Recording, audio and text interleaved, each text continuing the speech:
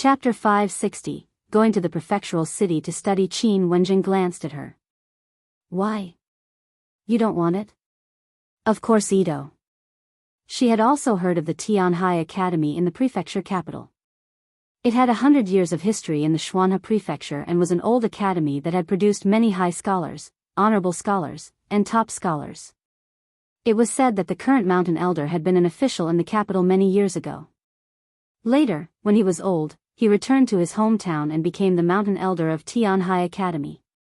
Qin Wenjing actually directly gave the mountain elder a recommendation letter. Indeed, it was easy to take advantage of a big tree. Qin Wenjing was really too useful. Seeing that she had no objections, Qin Wenjing nodded in satisfaction. Aren't you going to the prefectural city to open a shop? You don't have to worry about no one taking care of him. However, before you go, get your father to prepare himself. Mountain Elder Qi is very strict. Gu Yundong smiled. I know. Qin Wenjing gave her a pile of books and asked her to bring them back for Gu Dajiang to read. Gu Yundong thanked Qin Wenjing sincerely, but the other party snorted. Bring me a few more cans later. Our Anning likes it. It was obvious that he liked it, but he still insisted on pushing it to his daughter. This guy was indeed shameless. Gu Yundong responded and went to look for Gu Dajiang. The two of them returned to Yongfu village. After she handed the books to Gu Dajiang and told him Qin Wenjing's suggestion, Gu Dajiang, who was sitting in the carriage, was slightly stunned. He looked at the books and did not say anything for a long time. Dad? Gu Dajiang placed his trembling fingers on the pile of books. In the past, it was a rare and luxurious thing for him to read so many books. Now that these books were in front of him and he could look through them freely, Gu Dajiang hesitated. Of course, he yearned for it, but... Gu Dajiang sighed softly and looked up at Gu Yundong with a smile. Yundong, I know how you feel. It's just that I'm already so old and have long passed the age to study. I won't go to the academy. Gu Yundong frowned. How could he be no longer motivated to study? He was clearly so excited when he saw Qin Wenjing previously and chatted with him happily. Gu Dajiang smiled and said, You used to take care of your mother and Yunshu and Yunka. Now, you even have to make arrangements for your father? You have a lot to take care of at such a young age. Gu Dajiang had been back for 2 to 3 days. He saw the villagers' attitude towards Yundong, visited the shop and workshop, and went to the orchard. Not only did he see the Gu family's huge business, but he also saw Gu Yundong's hard work and responsibilities. However, she was only 15 years old. Her shoulders were so tender, but she worked so hard to support this family. As a father, these were his responsibilities. Whether it was earning money to support his family or educating his children, these were all things he should carry out. In the past, when he was not around, Yundong had no choice but to move forward. Now that he was back, he wanted his daughter to rest and not be so tired. She was not alone anymore. She could rely on him. Perhaps he did not have Yundong's talent in business, but he also wanted to help her share the burden so that she could have more time to rest. Instead of exploiting her and even asking her to spend money to send him to the prefectural city to study. She was already in charge of Yunshu's school fees. Could it be that she had to be in charge of his? It didn't make sense. Alright, I'll return the books to Master Qin another day. It's enough for Yunshu to study in our family. Chapter 561, Finally back. Gu Yundong could tell that he was worried. She did not know whether to laugh or cry. Father, what are you thinking about? She laughed. Don't think that you're adding to my burden. I don't feel tired doing business and opening a shop. This is something I like to do. Opening another shop is an additional sense of achievement for me. I'm enjoying this process. Gu Dajiang was stunned. Enjoy? This was the first time he had heard such a statement. Father, I know that you want to take care of me and share my burden, but I think that no matter who it is, they have their own path to take. I like to do business, so I chose this path. To me, this is not hard and exhausting work, but a career that can bring me energy. And studying is the path father should take. But, how was he going to reply? Father, if you want to help me, then go to the academy in the prefecture capital. A person can only unleash his greatest strength in his area of expertise. Think about it. If you get a scholarship and even befriend many like-minded classmates, won't it be more helpful to my future business? Dajiang seemed to be enlightened and suddenly woke up. Yundong had simply provided him with a new idea. Yes, Yundong lacked connections and people with achievements. He was too narrow-minded. Dajiang instantly felt comfortable. He felt as if all his depression had been swept away. He immediately laughed heartily. Yes, Yundong is right. I'm not as far-sighted as you. It wasn't that he was inferior to her, but Dajiang had always placed his family first. This caused him to be limited when making a choice. Fortunately, he was convinced. The carriage drove all the way into Yongfu village. When they reached home, Yundong told them about Dajiang going to the prefectural city to study. At the same time, she said to Aunt Ku, "Aunt, wait a few more days. When the time comes, Father and I will go to the prefectural city. We'll have company together." Aunt Ku glared at her helplessly and did not say anything else. After dinner, Yundong turned around and went to Chen Liang's house. He instructed Chen Jinkai to go to the shop the next day. When she came back, she went to the Xing family again. 2 days ago, she had promised Dong Xilan to find a school suitable for Xingjia to study in. Now was the time to tell her. Yundong was talking about a private school in the neighboring village. It was Qin Wenjing who had told her. He had met and interacted with the gentleman from the private school and had a good impression of him. Yundong felt that it was very suitable for Xingjia. It was not very far, and he didn't have to participate in the imperial examination. Madame Dong trusted Yundong very much and agreed on the spot. She said that she would bring Xingjia to take a look another day. After Yundong left, she hurriedly thought about preparing the apprenticeship gift. Zheng Hu felt that the canned food was not bad. Look, the Gu family also took canned food when they visited Master Qin. This thing is not cheap. We work in the Gu family's workshop and can buy it with a discount. It's definitely not wrong to take this. Madame Dong nodded repeatedly. You're right. It's definitely not a problem to follow Yundong. Therefore, the next day, Madame Dong took Xingjia to the private school with the canned food. She was very excited when she returned. She had always kept a low profile in the village and did not speak much. Now whenever she met anyone, she had to tell them that her son was going to school. Even when she reached home, the excitement did not subside. Then, she saw Shao Qingyuan, who had just walked into the Shao family's courtyard. Madame Dong was stunned. Qingyuan was back. She quickly let Xingjia enter the house first and hurried to the Shao family's courtyard. Chapter 562, Yundong and her father are back. The courtyard of the Shao family, which had been quiet for a few days, was bustling with activity. Not only was Shao Qingyuan back, but Mao and the other 3 were also standing in the courtyard, checking on their prey. It seemed like they had gained a lot from this trip. Seeing Madame Dong enter, Shao Qingyuan handed her 2 pheasants. "Auntie, take them back to eat." However, Madame Dong couldn't be bothered to take the 2 pheasants. She quickly said, "Qingyuan, you're finally back. We were so worried for so many days this time.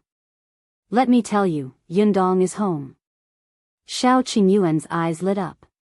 He stuffed the pheasants into Mao's hand and turned to leave. Unexpectedly, before he could take a step, Madame Dong grabbed him. "Hey, don't be hasty. I haven't finished speaking." Shao Qingyuan frowned. Madame Dong lowered her voice slightly.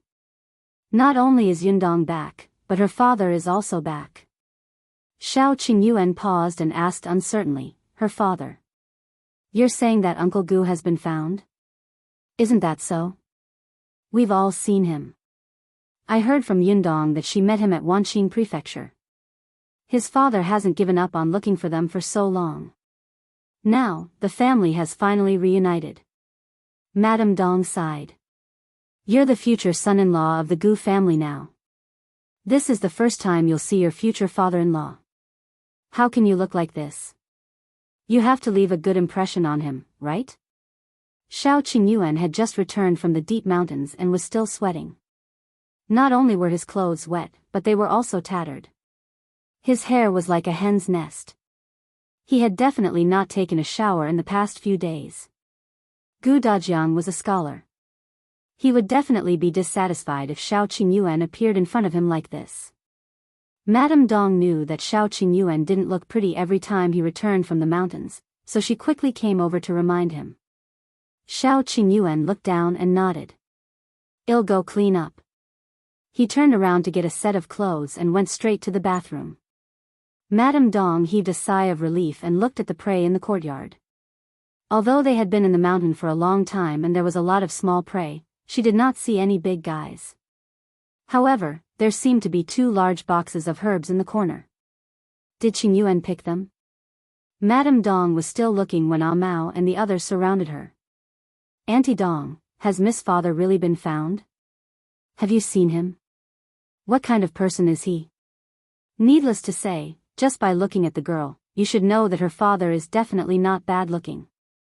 Who asked about his appearance? I'm asking about his temperament. Do you know his temperament? If our young master wants to see his father-in-law, shouldn't we ask around first? Madame Dong's ears were buzzing as she listened to their conversation. She hurriedly waved her hand and said, "I didn't talk much to her father either. How would I know what kind of personality he has? However, her father should be someone who values family and friends. I heard that when he was in Wanqing Prefecture, he would rather not eat or drink in order to save money just to find Yundong and the others. My husband did talk to him. He said that although he's a scholar, he doesn't look down on us bumpkins. He's a person who's easy to get along with and doesn't put on any airs." When Ah Mao and the other 3 heard this, they immediately smiled. "Then I'm relieved. Uncle Gu will definitely be satisfied with our young master's character." "That's right. Our young master is responsible, loyal, and earns lots of money. Most importantly, he listens to Mississippi. There's nothing to be picky about. If he misses this son-in-law, how can he find a better one?" Chapter 563, Rejected. Madame Dong was originally a little nervous, but after hearing their words, she felt that it made sense and immediately became confident. Qingyuan was a good person. Why would a woman marry? Wasn't it just because she wanted her man to treat her well? Qingyuan had nothing to say to Yundong. He heard that when Yundong wanted to open a workshop, Qingyuan gave out all his savings without a word and did not leave a single cent for himself. Yundong's blueprint was taken away by the young master of the Peng family. Qingyuan chased after him without thinking. Yundong's mother was sick and still lacked an herb. These days, Qingyuan went into the mountains to look for it every few days. When Yundong wasn't around, it wasn't that no one came to cause trouble for the workshop. They just wanted to make a scene while Yundong wasn't around. It was all settled by Qingyuan. Madame Dong felt that no man in the entire Fengkai County would treat a woman so well, let alone Yongfu village. Even when her mother-in-law was still around when they first got married, the mother-in-law controlled the family's money and secretly hid it from her. She was furious. Therefore, Gu Dajiang would definitely be satisfied with Shao Qingyuan. At this moment, Zheng Hu was not around. Otherwise, he would definitely stand in the shoes of an old father and tell her, **t. While they were talking, Shao Qingyuan had finally tidied up. When he came out, he was refreshed and looked especially young and energetic. Madame Dong nodded. Yes, not bad. He even put on new clothes. Shao Qingyuan went back to his room to get the wine. Lu Wei had left it here. He said that it was ridiculous that he didn't even have wine in his house as a man. Then, he brought 2 jars of wine over the next day. Shao Qingyuan had never drunk it before. He didn't like it. But it was just right to send it to his future father-in-law. In addition to the wine, he also carried the wild chickens and rabbits. It was a pity that there were no good books, calligraphy, or paintings at home. If he wanted to suit his father-in-law, that would be the most suitable. Madame Dong, on the other hand, felt that there was no problem. There was wine and meat. It was already very good in the countryside. However, before Shao Qingyuan left the courtyard, he suddenly stopped. As if he had thought of something, he quickly returned to his room. When he came out again, he was holding a wooden box in his arms. Others didn't know what was inside, but it looked quite expensive. Only then did Shao Qingyuan slowly exhale and walk towards the Gu residence. At the Gu family's entrance, Gu Dajiang stood there with a cold expression. When Shao Qingyuan returned, many people in the village saw them carrying a lot of prey. Gu Dajiang had originally planned to stroll around the fruit forest, but when he heard the news on the way, he returned without a word. Who knew that even after waiting for half a day, Shao Qingyuan didn't come to visit? Alright, this guy wanted to marry his daughter with this attitude? No way. From afar, Shao Qingyuan saw Gu Dajiang looking at him coldly. Uncle Gu. Shao Qingyuan recognized him at a glance. He secretly heaved a sigh of relief and suppressed the nervousness that suddenly surged up. He walked up to him and said, "Im Shao Qingyuan, Yundongs." Before he could finish speaking, Gu Dajiang interrupted him. "Oh, Shao Qingyuan, right? I understand. You can leave now." Shao Qingyuan frowned. "Uncle Gu, Gu Dajiang turned around and walked straight into the Gu residence. Chapter 564, Meeting Fiance again. When Shao Qingyuan wanted to follow him in, the door was suddenly closed and there was no more movement. He pursed his lips and sighed inwardly. True enough. He did not say anything and did not knock on the door. He just stood outside the door and faced the Gu family's house. Madame Dong, Amao, and the others were all shocked. They stood at the corner and looked at each other, talking softly. What's going on? Didn't they say that Uncle Gu is easy to talk to? Why did you close the door directly? He doesn't even have time to understand our young master's character. That's right. I think you might not know that our young master has been rejected. Don't all actors sing like this? As fathers, they look down on poor boys, so they deliberately don't let the two of them meet and take the opportunity to break them up. But our young master isn't poor, right? Compared to young Master Lu in the county, he's poor. Could it be that Uncle Gu wants to matchmake Miss with the young master of the Lu family?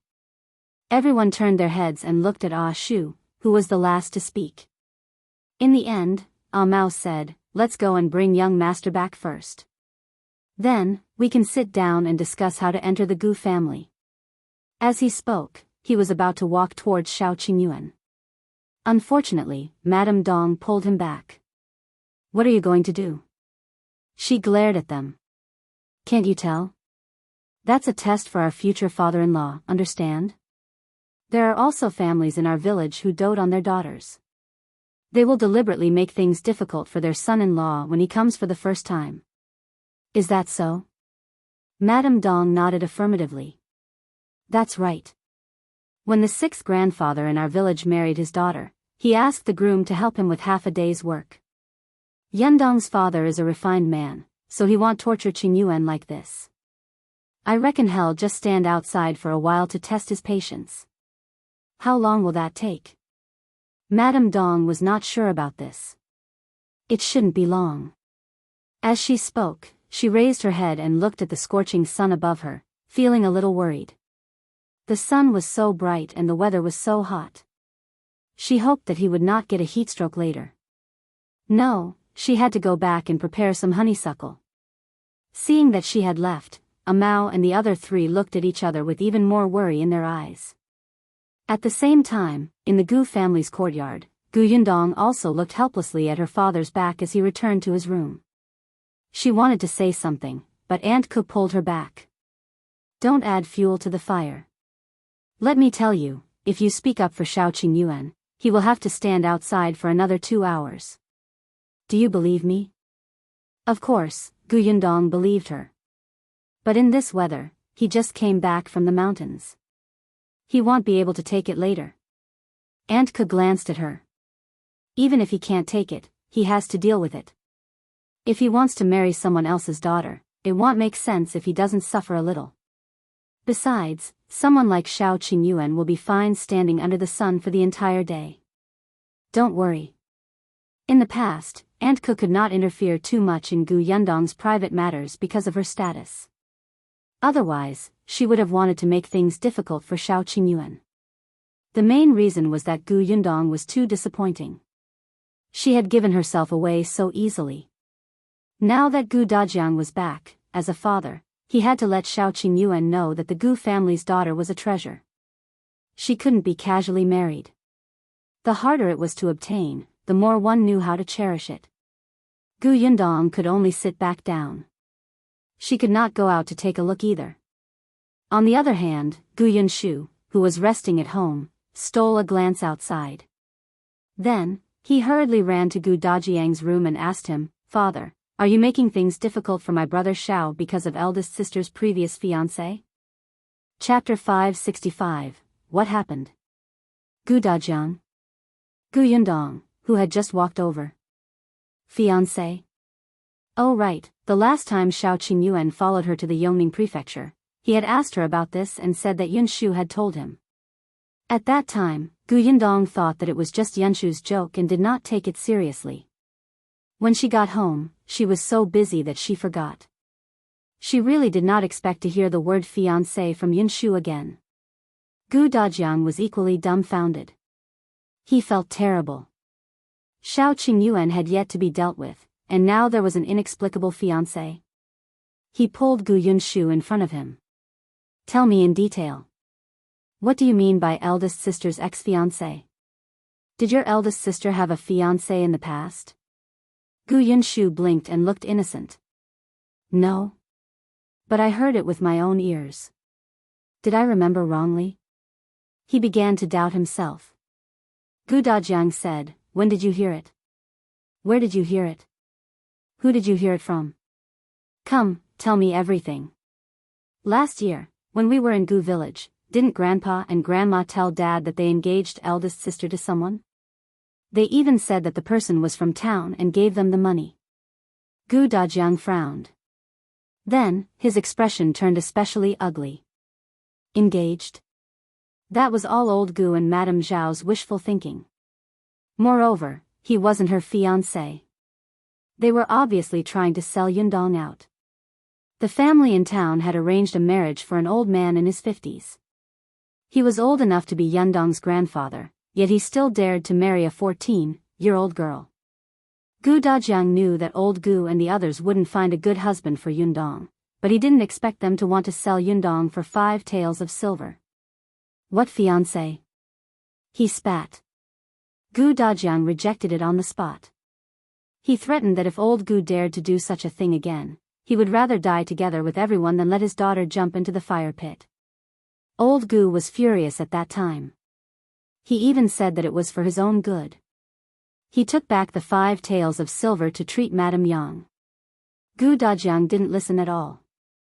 He even went to town to beat up that old thing who coveted his daughter. At that time, this matter had not spread out in the Gu family, but he did not expect Gu Yunshu to hear about it. The problem was that this person was only half listening. Gu Dajiang rubbed his forehead. No, your sister didn't have a fiancé in the past. That was your grandparents acting on their own. It doesn't count. Yunshu, don't mention this again in the future. Otherwise, if others hear about it, it won't be good for your sister, understand? Oh. Gu Yundong nodded. I only told Brother Shao once. I won't say it again. Then, he thought for a moment and asked the previous question, then why did father make things difficult for my brother Shao? Are you going to break them up? Why? My brother Shao is such a good person. Gu Yunka ran in and nodded.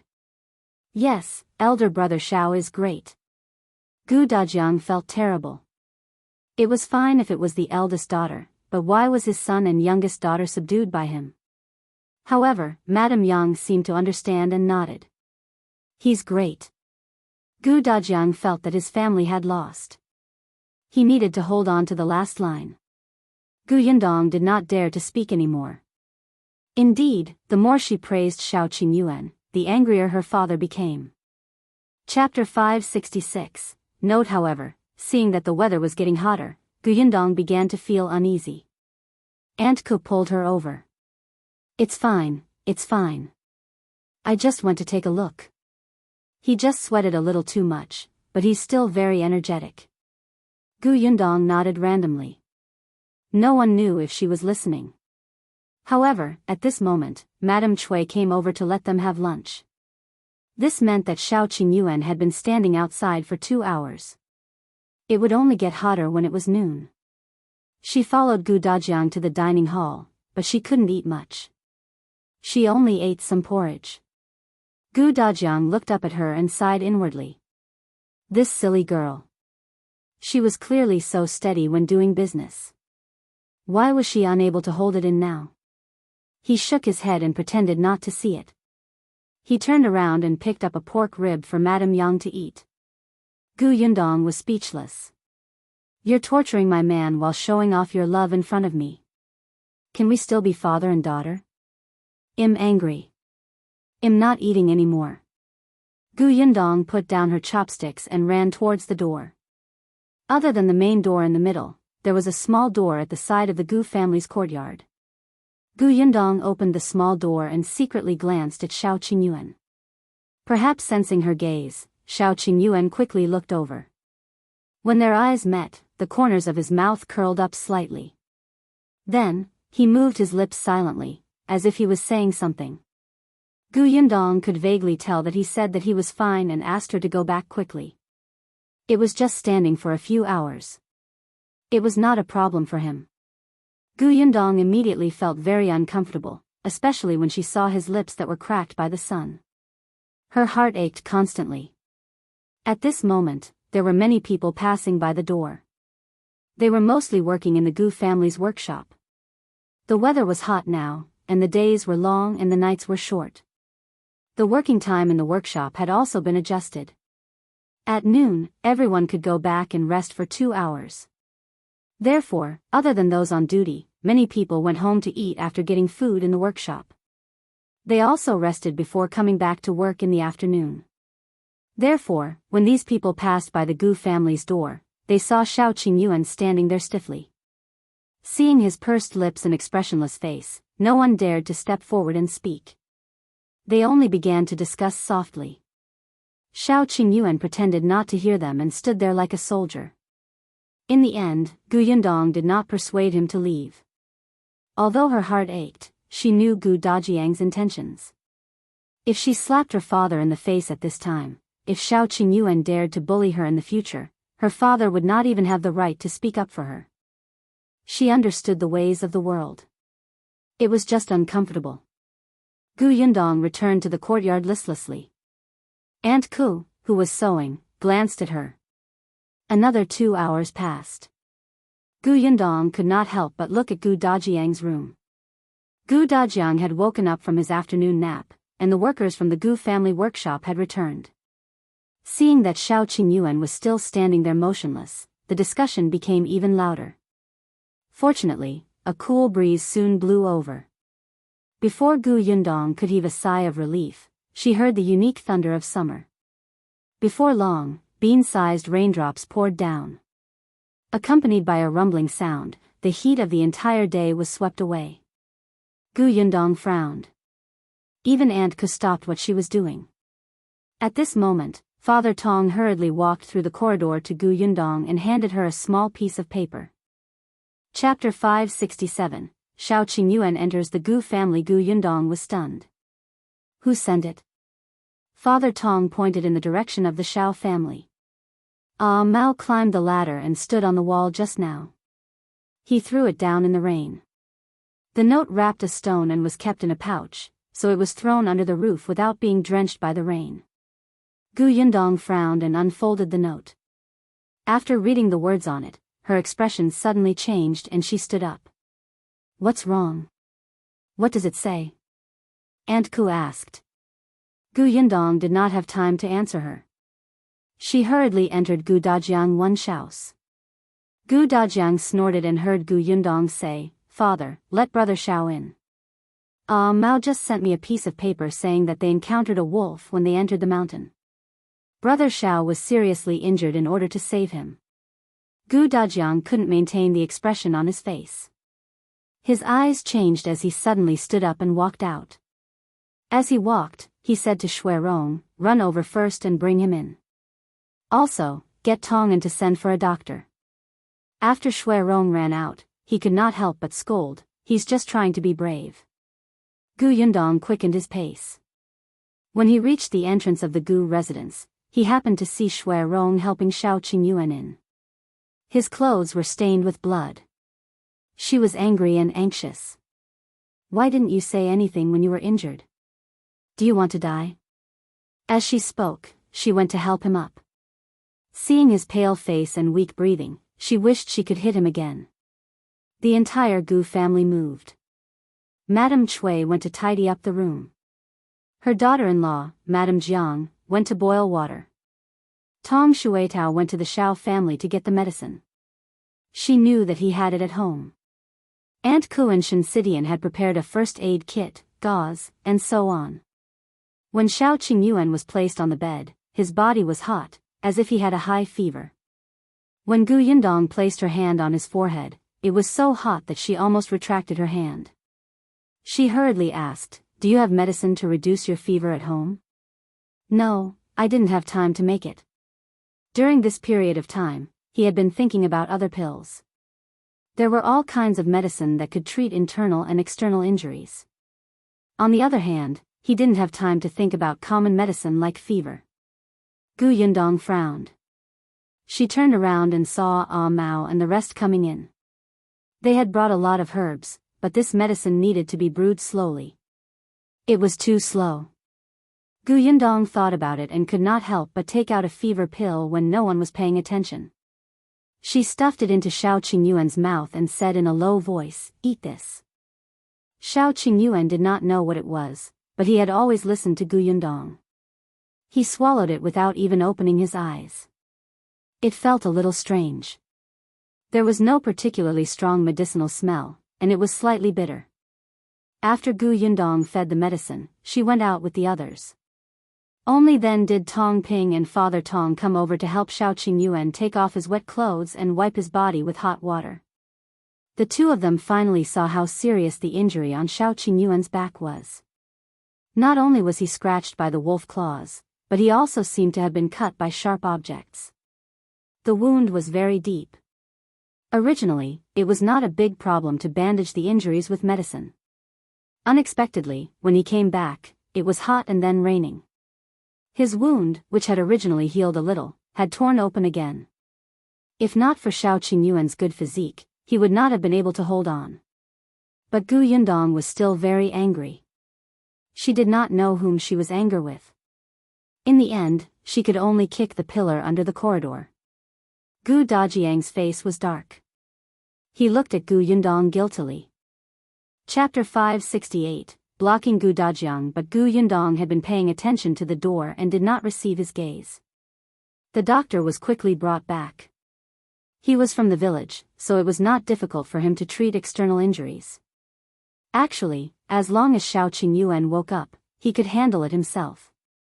The doctor prescribed medicine for Shao Qingyuan and wrapped the wound before walking out. Gu Yundong hurried forward and asked, "How is he?" "As long as the fever subsides, it'll be fine. It's best not to touch the wound on your back.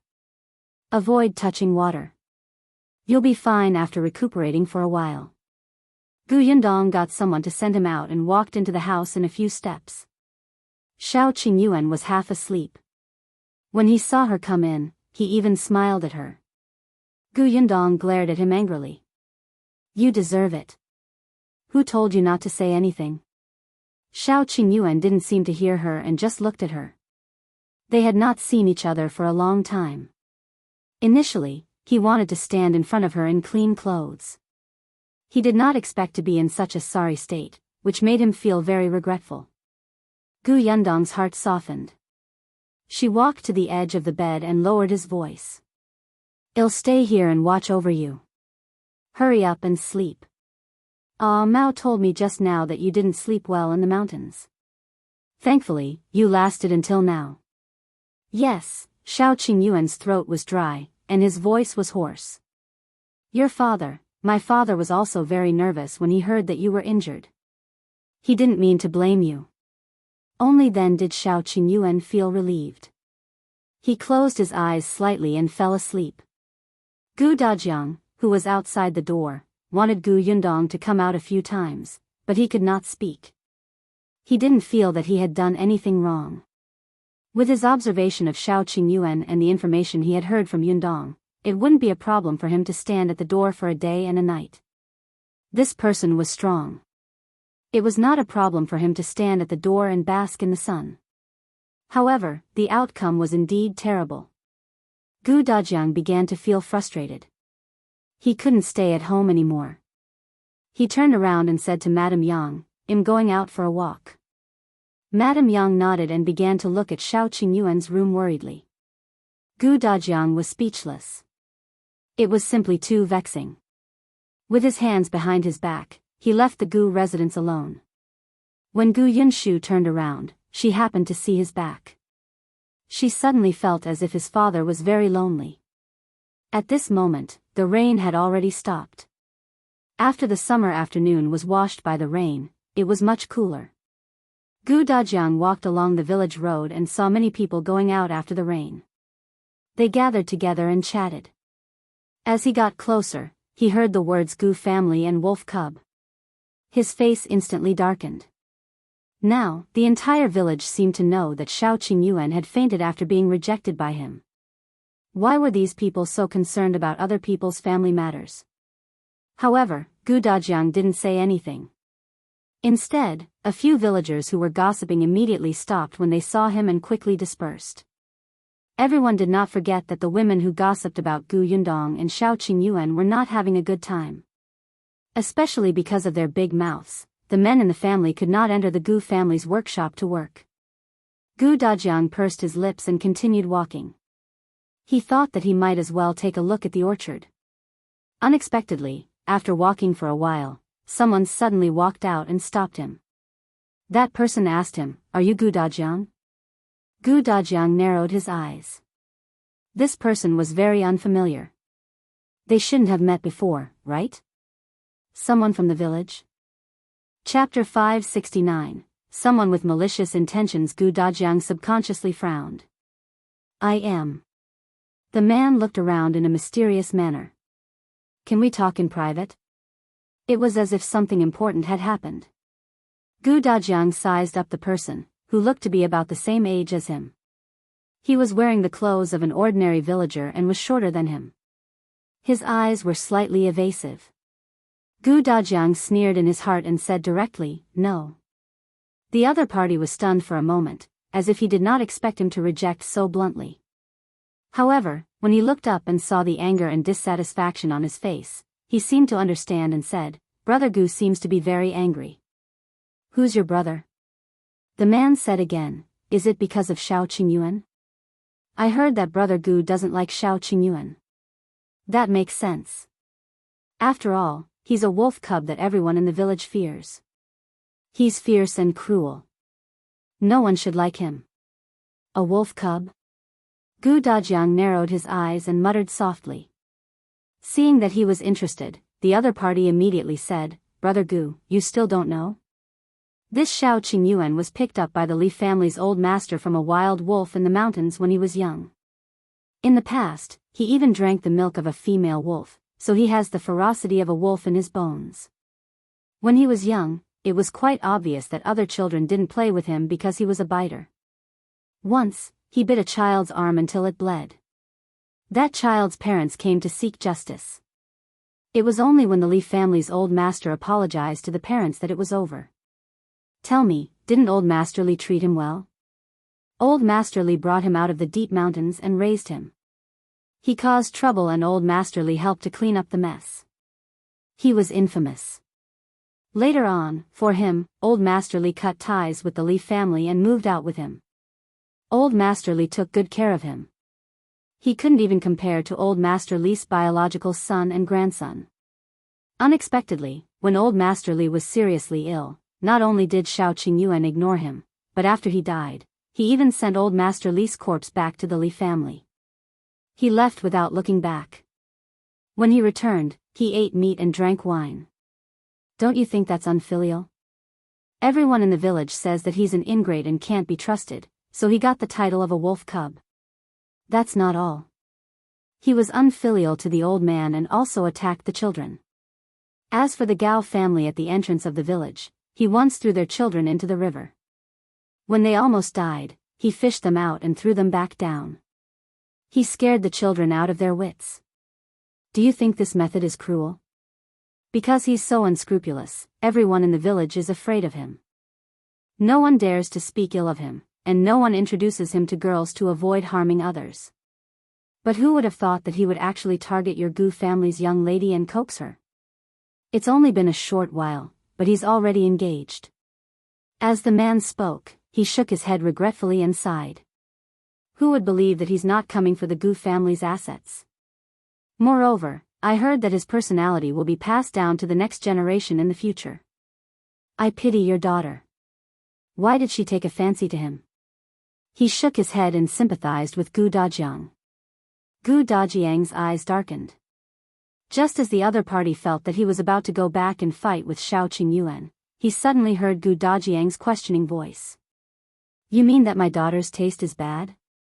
Chapter 570. He has no right to disdain. That person was slightly stunned.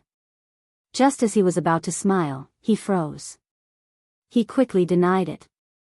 No, I didn't mean that. Then what do you mean? What I want to say is that Miss Gu is innocent and ignorant of the world. It's because Shao Qingyuan is too cunning. He schemed and racked his brains to use many methods. Miss Gu did not see his true colors and fell into his trap. Of course, I believe that Brother Gu can definitely see through Shao Qingyuan's nature at a glance. Otherwise, you wouldn't have rejected him. Although he said that, the other party's gaze was disdainful. What did he mean by seeing through Shao Qingyuan's nature? He simply looked down on the bumpkins in this village. When he heard that young Master Lu had come that day, Gu Dajiang respectfully invited him in. He pulled young Master Lu and chatted for more than 2 hours. In the end, young Master Lu was frightened away by his enthusiasm. In short, Shao Qingyuan is too despicable. He actually deceived Miss Gu. Gu Dajiang stared at that person and said coldly, so you mean that everyone in the village can tell that Shao Qingyuan has a bad character? The other party was stunned. He felt that something was wrong, but he still nodded. Yes. Gu Dajiang suddenly raised his voice. Everyone in the village can tell, but my daughter, who has a workshop and a shop while managing so many people, can't tell. She was even fooled. Are you saying that our Yundong is stupid? No. I didn't mean that. Wasn't Gu Dajiang's focus wrong? He was clearly talking about Shao Qingyuan. Why did this guy have to involve his daughter? That's what you mean. You still want to deny it. I was wondering why you came to me and said something. It turns out that you're scolding me indirectly. You actually dare to provoke me in front of me. The other party was speechless. No, how did you understand this as provocation? Seeing Gu Dajiang approach him menacingly, the other party finally couldn't take it anymore. He suddenly turned his head. Is there something wrong with you? With that, he quickly ran away.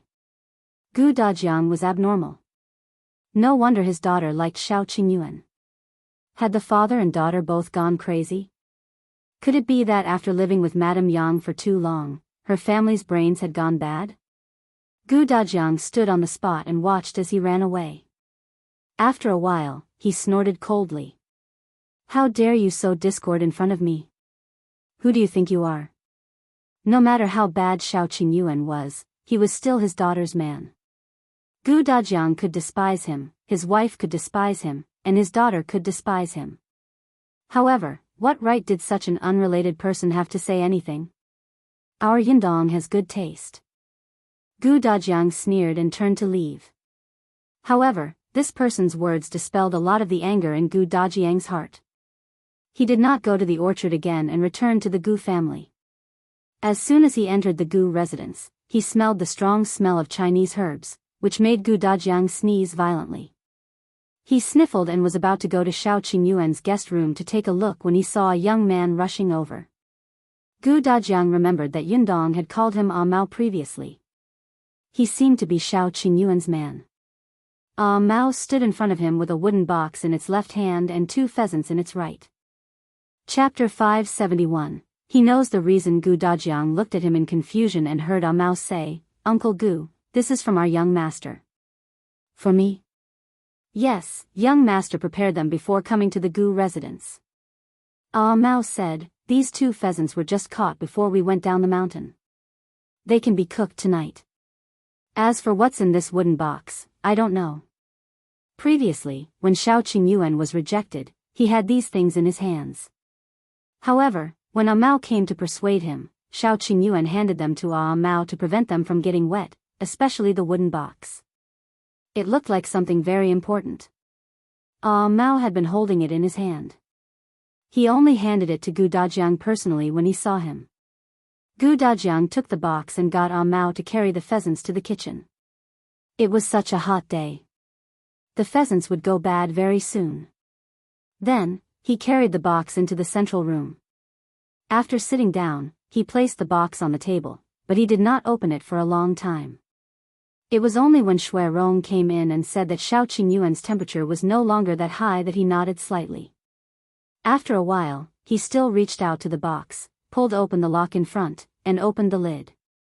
With just one look, Dajiang's hand froze. There were not many things in the box, but the weight was not light. There were a few banknotes at the top. To the old Dajiang, this was really a huge sum. Below the banknotes was some deeds to a house and a shop. The house was the green brick tile house in Yongfu village. The shop was a medicine shop in Fengkai County. And at the bottom, there was actually another one. This was... Dajiang looked at the date in surprise. It was indeed the manor which had been bought recently. It should have been bought by Shao Qingyuan 2 days before he entered the mountains. The manor was not big, but it was located near the prefectural city. No wonder there were not many banknotes left in this box. It turned out that they were all used here. These were all Shao Qingyuan's belongings. He gave them all to Yundong. Dajiang's emotions were especially complicated. Seeing that he was silent, Shui Rong, who was standing behind him, paused and asked in a low voice, "Master, are you dissatisfied with young Master Shao?" Sigh. Dajiang shook his head. "It's because I'm satisfied that I'm worried." Shui Rong was puzzled. Dajiang said, "How old do you think our Yundong is? Why is he obsessed with her?" "The problem is that I can't find an excuse to break them up and let Yundong stay single for a few more years." Shui Rong was speechless. He was not a father yet. He could not understand that. He was still at the stage where he wanted to steal other people's cabbages. Hence, Shui Rong did not know what to say. However, when he saw his master sitting there motionless, he could not help but persuade him, "Actually, master, why don't you think in another direction? Young Master Shao has no parents. If Miss marries him, she can be the head of the family and don't have to serve her in-laws. Moreover, young Master Shao's family is in Yongfu village. His house is next door. It's only 2 steps away. Usually, he can come to the Gu family directly for food or anything. We can know if Miss has suffered or not even if she doesn't go out. This way, it's better than marrying into a rich family." Of course, Dajiang knew these principles. It was because he knew that he didn't object strongly. Exhaling, Dajiang closed the wooden box on the table and stood up to walk out. "I'll go and see if he's awake." He went straight to Shao Qingyuan's room. Just as he reached the door, he heard his son's voice. Chapter 572. Yunshu worries about his wife, eldest sister. "Are you angry with father?" Yunshu said uneasily. "Father came back just now. I saw him enter the house alone. He's so pitiful." He instantly felt that he had a huge responsibility. His father and eldest sister had a feud. As the eldest son in the family, he had the obligation to enlighten them so that the family could be harmonious and happy. "Yes, Yunshu, work hard. Gu Yundong was sitting in front of Shao Qingyuan's bed. When she saw that his fever had subsided, she heaved a sigh of relief. She did not expect to hear her brother's worried words. She didn't know whether to laugh or cry. What are you thinking? Your head isn't big, but you're thinking too much. Why is eldest sister angry with father? Father didn't deliberately let brother Shao expose himself to the sun knowing that he was injured. This is an accident. Yunshu nodded, not fully understanding. Is that so? Yes, you'll know when you become a father. Then he'll get engaged and married as soon as possible. That way, I can become a father sooner. Gu Yundong was speechless. No, that was not what she meant. Gu Dajiang couldn't stand it anymore. He frowned and entered. What nonsense are you talking about? You're still so young, and you're already thinking about getting a wife. This daughter had just gotten engaged, and his son was actually thinking of starting a family? Gu Yunshu was unconvinced. Father, I have a classmate who is only a year older than me. He is already engaged. He has a wife as soon as he is born. Why can't I be engaged at my age? If father had chosen a wife for me when I was born, I wouldn't have to worry so much now. Gu Yundong turned her head. She wanted to laugh, but she had to hold it in. She stood up and called out, Father. Gu Dajiang nodded and decided not to talk to his annoying son. He handed over the box in his hand. Shao Qingyuan gave this to you. Keep it well and don't return it to him. Gu Yundong raised her eyebrows in surprise. She opened the box and took a look. Then, she laughed. This was the second time she had received such a box. Every time, Shao Qingyuan would put all his money into it. Was this person really counting on her to give him some living expenses? She couldn't help but turn her head and look at the man lying on the bed. Unexpectedly, she met his dark eyes. Gu Dajiang also realized that he was awake. He asked stiffly, Are you feeling better? Shao Qingyuan moved slightly and wanted to sit up. However, Gu Dajiang rushed forward and reached out to stop him. He frowned and said, Lie down. Don't move around. Otherwise, the wound will open. Shao Qingyuan could only lie down again. He looked at Gu Dajiang and said, Uncle Gu, I'm sorry. Humph. Gu Dajiang snorted. There won't be a next time. Don't try to trick me. No. Shao Qingyuan had never thought of using such a method to soften Gu Dajiang's heart. Coincidentally, he was injured deep in the mountains. As soon as he returned, he heard that Gu Dajiang was looking for him. He naturally had to visit him immediately, and he stood outside sincerely and willingly. If he had said in advance that he was injured and could not stand for long, then anyone who heard him would think that he was looking for an excuse, not to mention Uncle Gu. He would show weakness and be irresponsible. Even if it was the truth, it would leave a bad impression. Gu Dajiang knew this too. He just felt vexed, especially when he saw his daughter standing by the bed looking very concerned about Shao Qingyuan. Therefore, Gu Dajiang told him to rest well and planned to leave. However, before he left, he suddenly paused and frowned. When I went out just now, I met someone. Chapter 573, His hatred. The few people in the room looked up at him at the same time. Gu Dajiang said, That person told me something about you.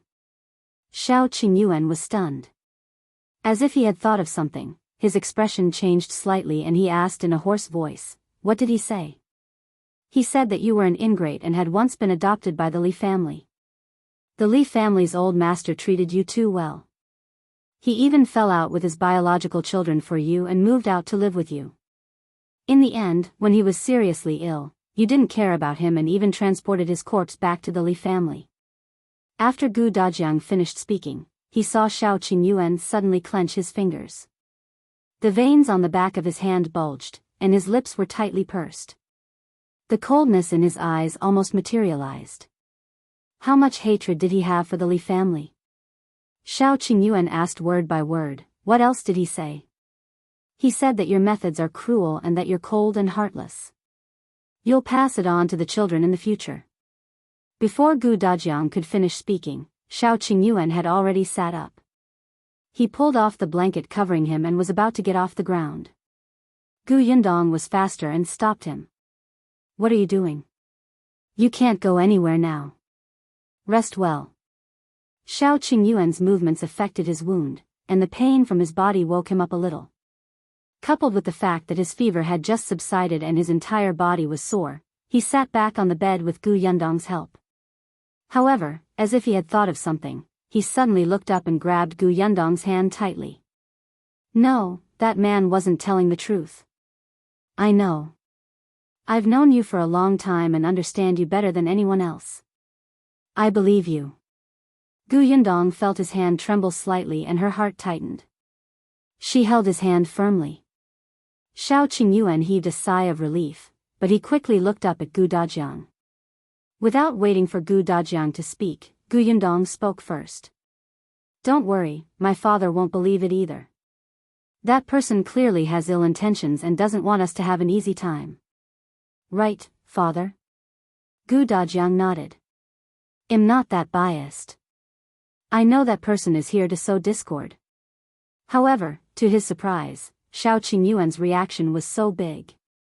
However, he paused for a moment and continued, since you're going to marry Yundong in the future, it's better to make some things clear.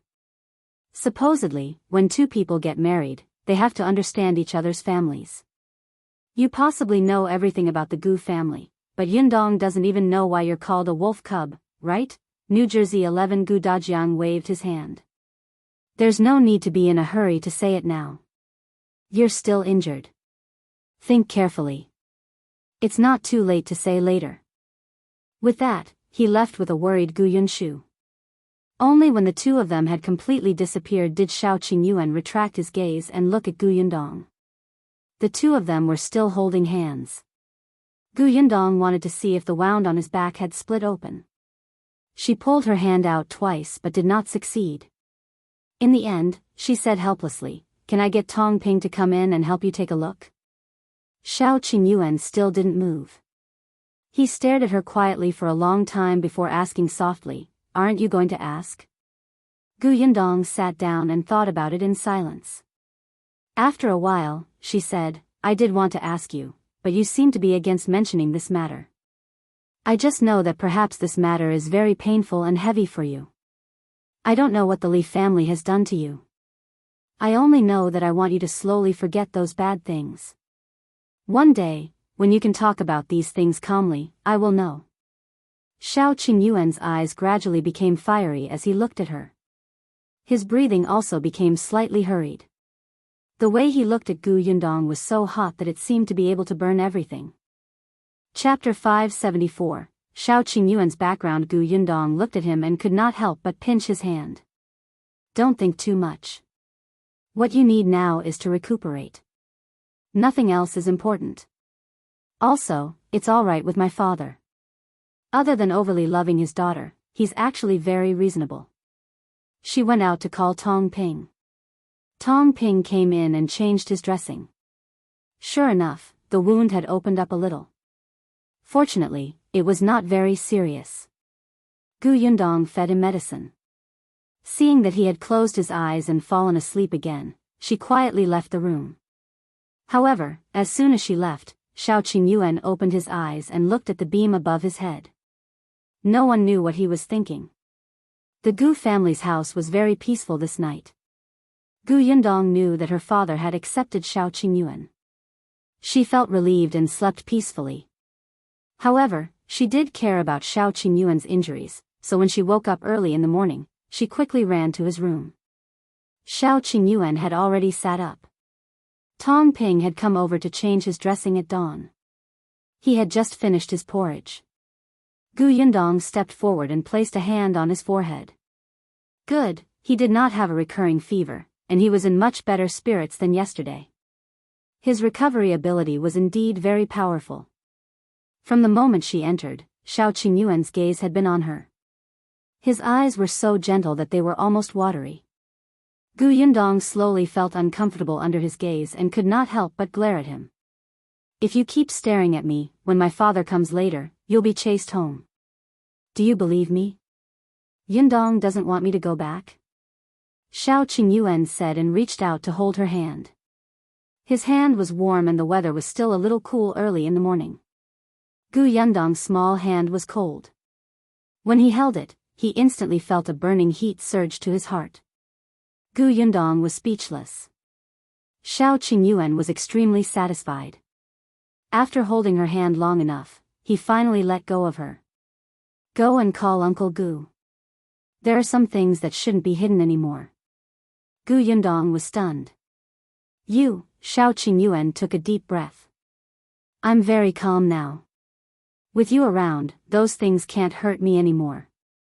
After a pause, he opened his mouth again and asked nervously, is it true that no matter what I say, you won't leave me? Gu Yundong did not know what kind of battle he had gone through that night. She only knew that at this moment, Shao Qingyuan had an unprecedented vulnerability and urgently needed her affirmation. Hence, she took his hand again and interlocked her fingers with his. She nodded and said, as long as you haven't done anything to let me down, I won't leave you even if you're a monster. Strictly speaking, Gu Yundong's background was a little mysterious. Shao Qingyuan seemed to relax and looked down at their intertwined hands. One was tanned and the other was fair. One was rough and the other delicate. It was as if there was a thread tightly wrapped between the two hands. It was magically reassuring. Okay. His voice was very low. Gu Yundong almost did not hear him clearly. Go and summon Uncle Gu. Gu Yundong left. After a while, Gu Dajiang entered. He did not bring anyone but himself and Gu Yundong. After entering the room, he closed the door. Shao Qingyuan was leaning against a blanket. After seeing the two of them sit down, he slowly spoke. Old Master Li said that he carried me out of the mountains. Actually, that's not the case. Chapter 575. He has grandpa. When Shao Qingyuan was brought back to the Li family, he was not even a year old and did not know how to walk. How was he brought home? He was too young at that time and had no impression of it. From the moment he could remember, it was his life in the Li family after he was 3 or 4 years old. Old Master Li brought him back. The Li family's eldest son only had 2 daughters at that time, so Old Master Li put Shao Qingyuan under their name. However, the Li family's eldest son and his wife did not like this child who had suddenly appeared. It was as if they could no longer give birth to a son, making the entire village laugh. Moreover, Mrs. Li, or Madame Bao, was already pregnant at that time. She felt that this was definitely a son. Unexpectedly, it was another daughter. It was Li Chuanxiang, who had come to the Gu family's workshop to look for a job. She was only a year younger than Shao Qingyuan. When Madame Bao heard that it was a daughter again, there was no telling if it was because she was afraid of being criticized or something, but she pushed all the blame to Shao Qingyuan and said that he was a jinx. He was the one who caused her to lose her son. Shao Qingyuan's life in the Li family had become exceptionally difficult. Even though he was still young at that time, he often starved and froze. He was 2 or 3 years old, but he was still so skinny that he could not even walk steadily. At that time, Qingyuan could already vaguely remember things and understood that he was not a child of the Li family. Although he was a little disappointed, he still felt that it was already very lucky for him to have a place to stay. Besides, he had his grandfather. When he was beaten, Grandpa would take the ointment and comfort him while applying it. After he was scolded, Grandpa would also scold and blame his foster parents. When he was hungry, Grandpa would secretly feed him half of the sweet potatoes he had kept. If he was cold, Grandpa would modify his old clothes for him to wear. Therefore, it didn't matter. Compared to many homeless children, Qingyuan felt very happy. He was very satisfied. He worked especially hard. His small figure often carried a wooden bucket that was taller than him to feed the pigs. He carried a huge basket to hunt for pig grass. When he returned home, he would always have injuries all over his body due to the bumps. When faced with his grandfather's pained gaze, he would always comfort him sensibly. It's not hard on me. However, when little Qingyuan was 5 years old, Madame Bao was pregnant again. She already had 3 daughters in the past. This time, she had to get a boy in one fell swoop. She was so excited that she could not care less about finding trouble with little Qingyuan, even though her 3 daughters would occasionally order this adopted son around. However, a few days before she was about to give birth, Madame Bao suddenly had a nightmare. In her dream, someone told her that there was a jinx blocking her way at home. He was selfish and domineering and did not allow other boys to share her love. Therefore, it would be difficult for Madame Bao to give birth to a son. When Madame Bao woke up, her face was pale. She immediately thought of little Qingyuan and immediately shook her husband awake. The two of them hated Shao Qingyuan to death. The next morning, Father Li quietly knocked him out and carried him into the mountains. Go back to where you came from. This is your own life. He directly left him at the 9 Tigers Mountain. When little Qingyuan woke up, he was faced with a black monkey covered in fur. It stared at him with its round eyes. He was terrified and turned to run. However, he was young and in the mountains. He only ran a few steps before he slid down the hill. However, before he could care about the pain, he was carried away by the monkey that was even taller than him. Chapter 576. The second time one could imagine how a child who was only so young lived in the mountains. The monkey treated him like a toy. It would carry him up the tree at any time and throw him to play with other monkeys. There were a few times when he was almost thrown to the ground. Little Qingyuan was so frightened that he cried. However, he did not know why he was here. He also did not know the way home. He missed his grandfather. He didn't want to be with these monkeys. He felt like he was going to die. He was thirsty, tired, and hungry. But no matter how much he cried for help, no one came to his rescue. Later on, he realized that these monkeys seemed to know how to imitate his movements. Therefore, he tried his best to squeeze out a smile. His face was clearly covered in injuries and he did not have any strength, but he still tried his best to pretend to be very happy and play with them, fighting with them. Perhaps because he was slowly getting familiar with them, the monkeys stopped playing with him and let down their guard. They no longer guarded him at all times. Therefore, when he encountered a few yellow-throated martens one day, those monkeys ran away in a hurry before they could bring him along. Little Qingyuan also fell into a bush while running, but he avoided the yellow-throated martens. But he had also become alone. Little Qingyuan did not know what to do and could only find a direction to walk in. It was not that he had not encountered other animals on the way. He was also afraid, but when he followed the monkeys previously, he had learned a little instinct to avoid danger. When he was hungry, he would pick those very low-growing fruits to eat. He didn't even know if they were poisonous, but if he didn't eat, he wouldn't have the strength. He wanted to go back and find his grandfather. He didn't want to die here. Fortunately, he was still in the periphery of the 9 Tigers Mountain and had not encountered any ferocious beasts. After walking aimlessly for 3 days, when he was avoiding a wild boar, he fell into a hunter's trap and fainted. When he woke up again, he was in a hunter's house. The hunter thought that he would die. After figuring where his house was, the man sent him back to Yongfu village. At that time, 10 days had passed since he was sent to the mountains.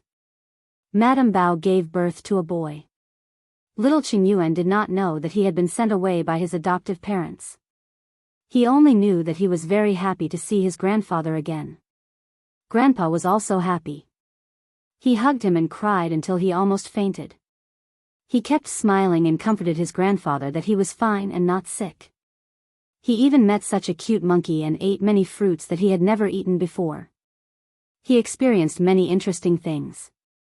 However, his grandfather seemed to be crying even harder. He kept saying that it was his fault and that he had let him down. Little Qingyuan was at a loss and did not understand what he meant. Later, when no one was around, his adoptive father warned him not to tell anyone about what had happened in the mountains. If anyone asked, they would say that he was out visiting someone else. Little Qingyuan did not understand why, but he was actually very afraid of recalling the miserable days in the mountains, so he agreed and did not tell anyone. However, Madame Bao felt that her dream had come true. Shao Qingyuan was indeed a jinx.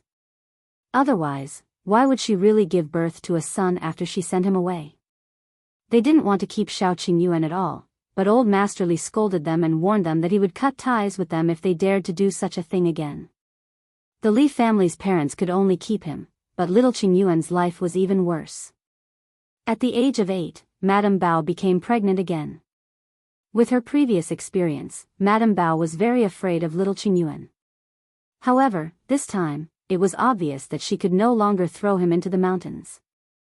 Chapter 577, Leaving the Li family. Madame Bao and Father Li discussed. The two of them were even more ruthless this time. They got the news from somewhere and contacted a gangster in the county. It was said that a group of human traffickers had been wandering around the city during that period of time and had specially targeted those good-looking little boys. Little Qingyuan was good-looking. At that time, even though he was sallow and thin, his facial features were still very outstanding. This was also the reason why the children of Madame Bao hated him. Madame Bao and the gangster had agreed that she would not take a single cent, as long as the gangster took Shao Qingyuan far away, so that he would never appear in front of them again. Qingyuan was indeed taken away. This time, he knew what was going on. He could clearly feel the malice of his adoptive parents, who wanted him dead. Actually, he had no feelings for them. He just couldn't bear to part with his grandfather. If his grandfather knew that something had happened to him, he wouldn't know how sad his grandfather would be. Moreover, these human traffickers were ruthless. He had eavesdropped on what they wanted to do by abducting these children. When one of the kids wanted to escape, his leg was even broken. Little Qingyuan knew that he had to escape. Coincidentally, there was a child who was captured with them. The two of them seemed to know what the other party meant from each other's eyes. While no one was paying attention, the two of them talked and set fire when the human traffickers let down their guard. At that time, they had actually already been brought to Qingyuan Prefecture. To little Qingyuan, who was going on a long trip for the first time, it was already 1,000,000 miles away from Yongfu village. Therefore, after escaping, he was brought to the government office. When the officials said that they wanted to send him back and asked for his home address, little Qingyuan hesitated for a long time. He thought that since his adoptive parents did not want him, he might as well not go back. He was already 8 years old and could support himself. But what about Grandpa? Knowing that he was missing, Grandpa must be very anxious. He might be looking for him everywhere. Little Qingyuan thought about it and decided to go back first. He would let his grandfather know that he was fine. Then, he would talk to his grandfather and leave the Li family. When he returned to the Li family, he saw old Master Li, who had broken his leg looking for him. Qingyuan immediately blamed himself.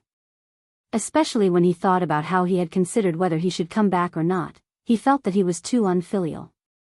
Grandpa Li was very happy to see him and kept comforting him. Grandpa is fine.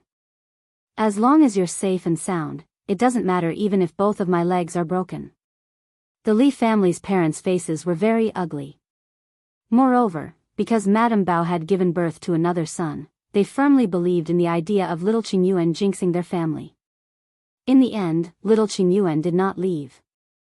He had to take care of his grandfather. Grandpa didn't agree to let him go either. He even begged him not to say anything about being trafficked.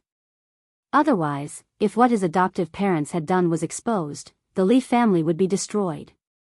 Not only did the Li family have the first branch, but they also had the second branch, Grandpa, and other innocent people. Grandpa was about to kneel down in front of him. How could little Qingyuan not agree?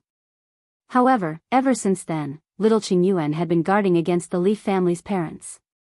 Fortunately, he had grown up and slowly understood many things. When he was 13 years old, Madame Bao was pregnant again. Shao Qingyuan knew that the Li family's parents would not let him off this time. He left the Li family without hesitation. Seeing that his attitude was firm, his grandfather finally stopped persuading him and even left home with him. The grandfather and grandson lived together. This action embarrassed the Li family and made them the laughing stock of the entire village. Chapter 578, Stunned Sleep Talk. The Li family's parents didn't agree at first and even set very harsh conditions. One of them was that they didn't allow Shao Qingyuan to buy or sell farmland in Fengkai County. Shao Qingyuan agreed without hesitation. He had strength and could hunt. In the past few years, he had entered and left the mountains several times. He had even fought with a lone wolf. He had no problem supporting himself and his grandfather. Qin Liang gave Shao Qingyuan and his granddaughter a house at the foot of the mountain. This house was very dilapidated, but they still had to buy it. The two of them were penniless. Where did they get the money? It was only after Shao Qingyuan went up the mountain and caught a wild boar to sell that they finally had a place to live. Although the house was dilapidated and there were few people, it didn't matter. He was full of confidence in his future life. This time, Madame Bao gave birth to another daughter. Madame Bao hated him to death. She felt that it was because Shao Qingyuan was still in the village. He was restraining her. The couple came to the door and hit and scolded Shao Qingyuan. Shao Qingyuan was no longer at the age where they could hit him freely. He would retaliate and push Fatherly to the ground on the spot. Fatherly was down for a long time and could not get up. Madame Bao scolded him for being unfilial and an ingrate. For the sake of his grandfather, Shao Qingyuan didn't react to the scolding. However, after that day, there were rumors in the village that Shao Qingyuan was a wolf cub. It was said that he had been dirty since he was young. Not only did he steal things, but he also hit his younger siblings. The Li couple portrayed themselves as aggrieved and bullied. When Grandpa Li heard this, he sighed at home and often wiped his tears. It's my fault. I didn't teach them well and let Qingyuan suffer. Shao Qingyuan didn't feel aggrieved. He was living a very happy life now. Without the Li family's parents' indirect scolding and his siblings' bullying, it was enough for him and his grandfather to be the only ones in the entire family. However, not long after, Grandpa Li fell ill. Shao Qingyuan knew that he was heartbroken.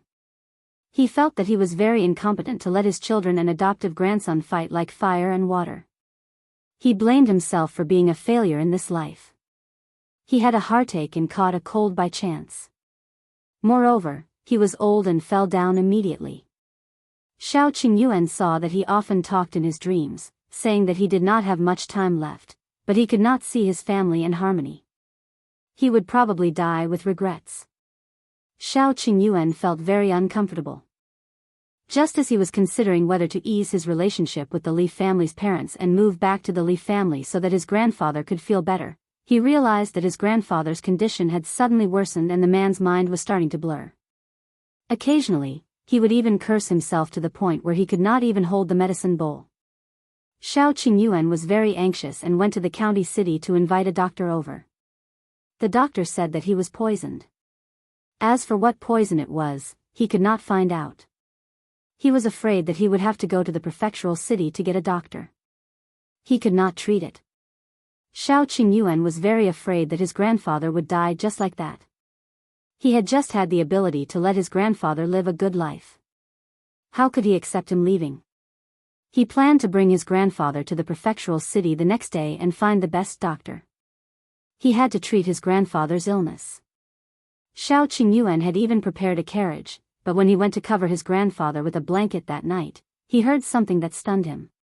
Shao Qingyuan, why weren't you the one poisoned? It should have been you. Why didn't you drink that cup of tea? Shao Qingyuan was stunned. He accidentally knocked over a bowl beside him. Grandpa Li was woken up. He didn't know if he was still dreaming or if his reaction was slow after being poisoned, but when he heard Shao Qingyuan's unbelievable question, he blurted out some words. Chapter 579. Cruel truth. Shao Qingyuan would never forget how his grandfather had looked at him with a ferocious and vicious smile back then. His face had been twisted. Yes, I administered the poison. But I was going to give it to you. Why didn't you drink it? Why? Shao Qingyuan thought about it and remembered that his grandfather had indeed poured him a glass of water that day, saying that he had worked hard and that his grandfather could not help. Being sick, at most, his grandfather could only pour him a glass of water. Shao Qingyuan was about to drink when Li Chuanshan came to find trouble and pushed Grandpa Li down. Shao Qingyuan quickly helped Grandpa Li into the house to rest. When he came out again, Li Chuanxiang had already run away in fear. As for the glass of water on the table, after the commotion just now, it had all spilled out. More than half of it had spilled on the plate of cut peaches on the table. Shao Qingyuan had specially bought the peaches for his grandfather. Li Chuanxiang had even taken half of them just now. Shao Qingyuan gave the remaining half of the peaches to his grandfather. Anyway, the glass of water was clean, so there was no need to wash the peaches again.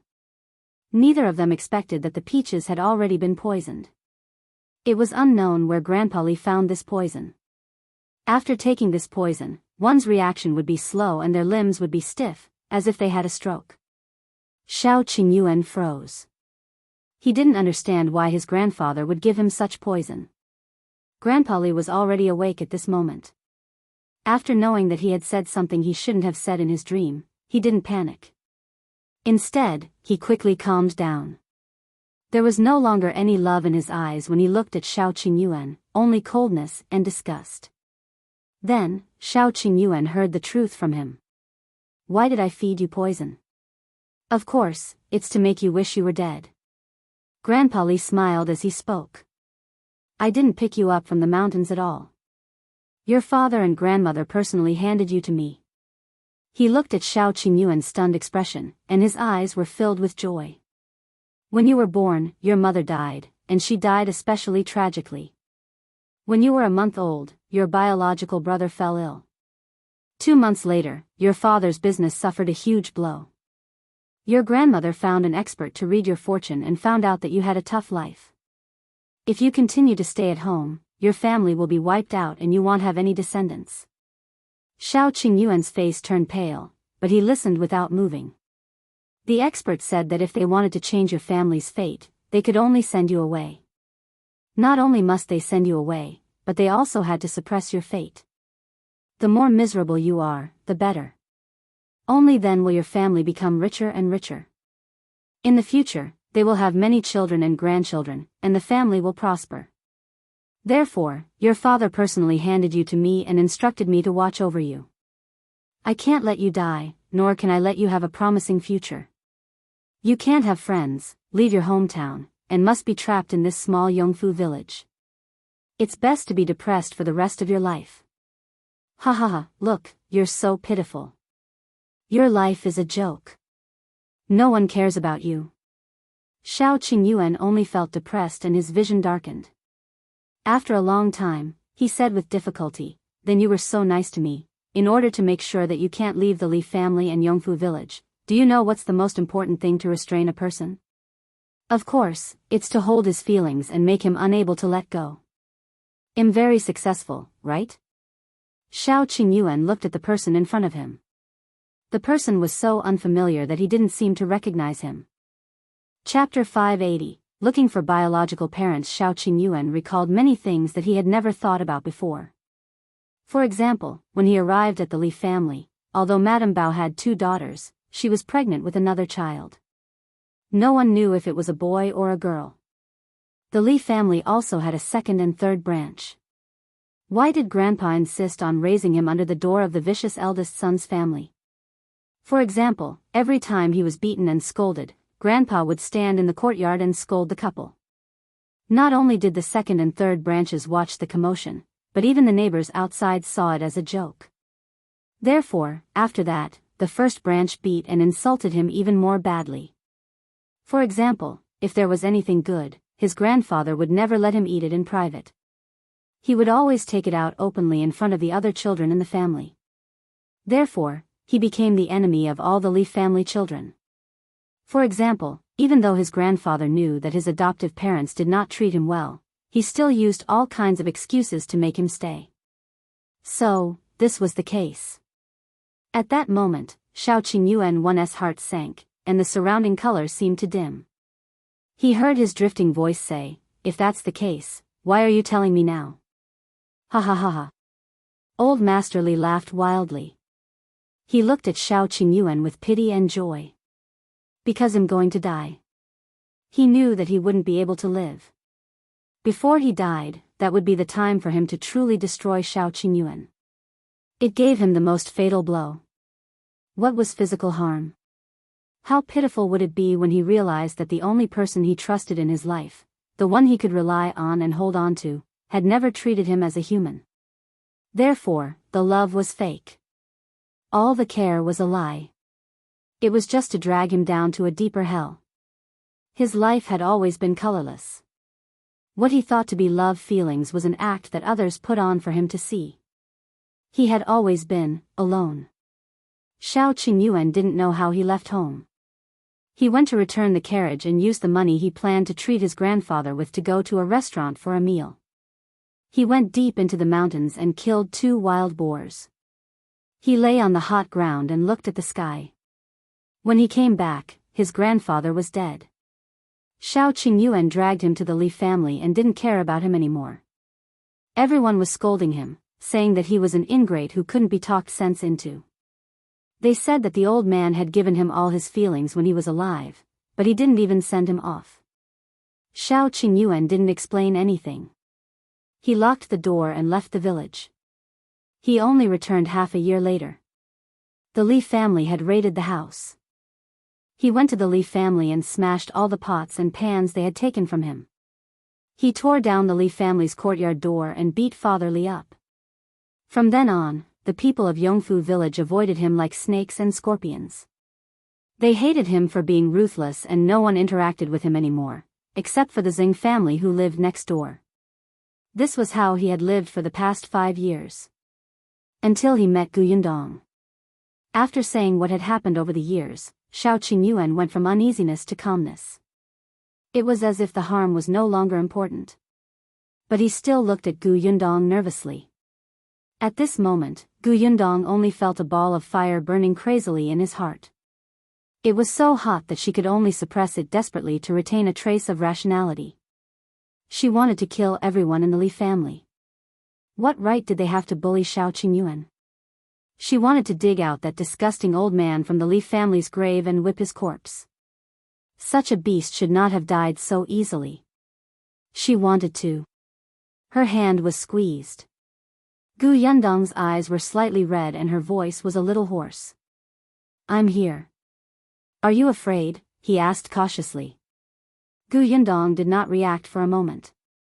On the other hand, Dajiang, who was sitting not far away, slapped the table and cursed. "What's there to be afraid of? What jinx? It's all nonsense. Death is just eternal sleep. Your biological father and grandmother actually let a smelly old man torture you for the rest of your life. They're cold-blooded and incompetent. What a bunch of crap." Shao Qingyuan was stunned and looked at Dajiang in surprise. After venting his anger, Dajiang met his gaze and immediately felt a little embarrassed. He quickly changed the topic.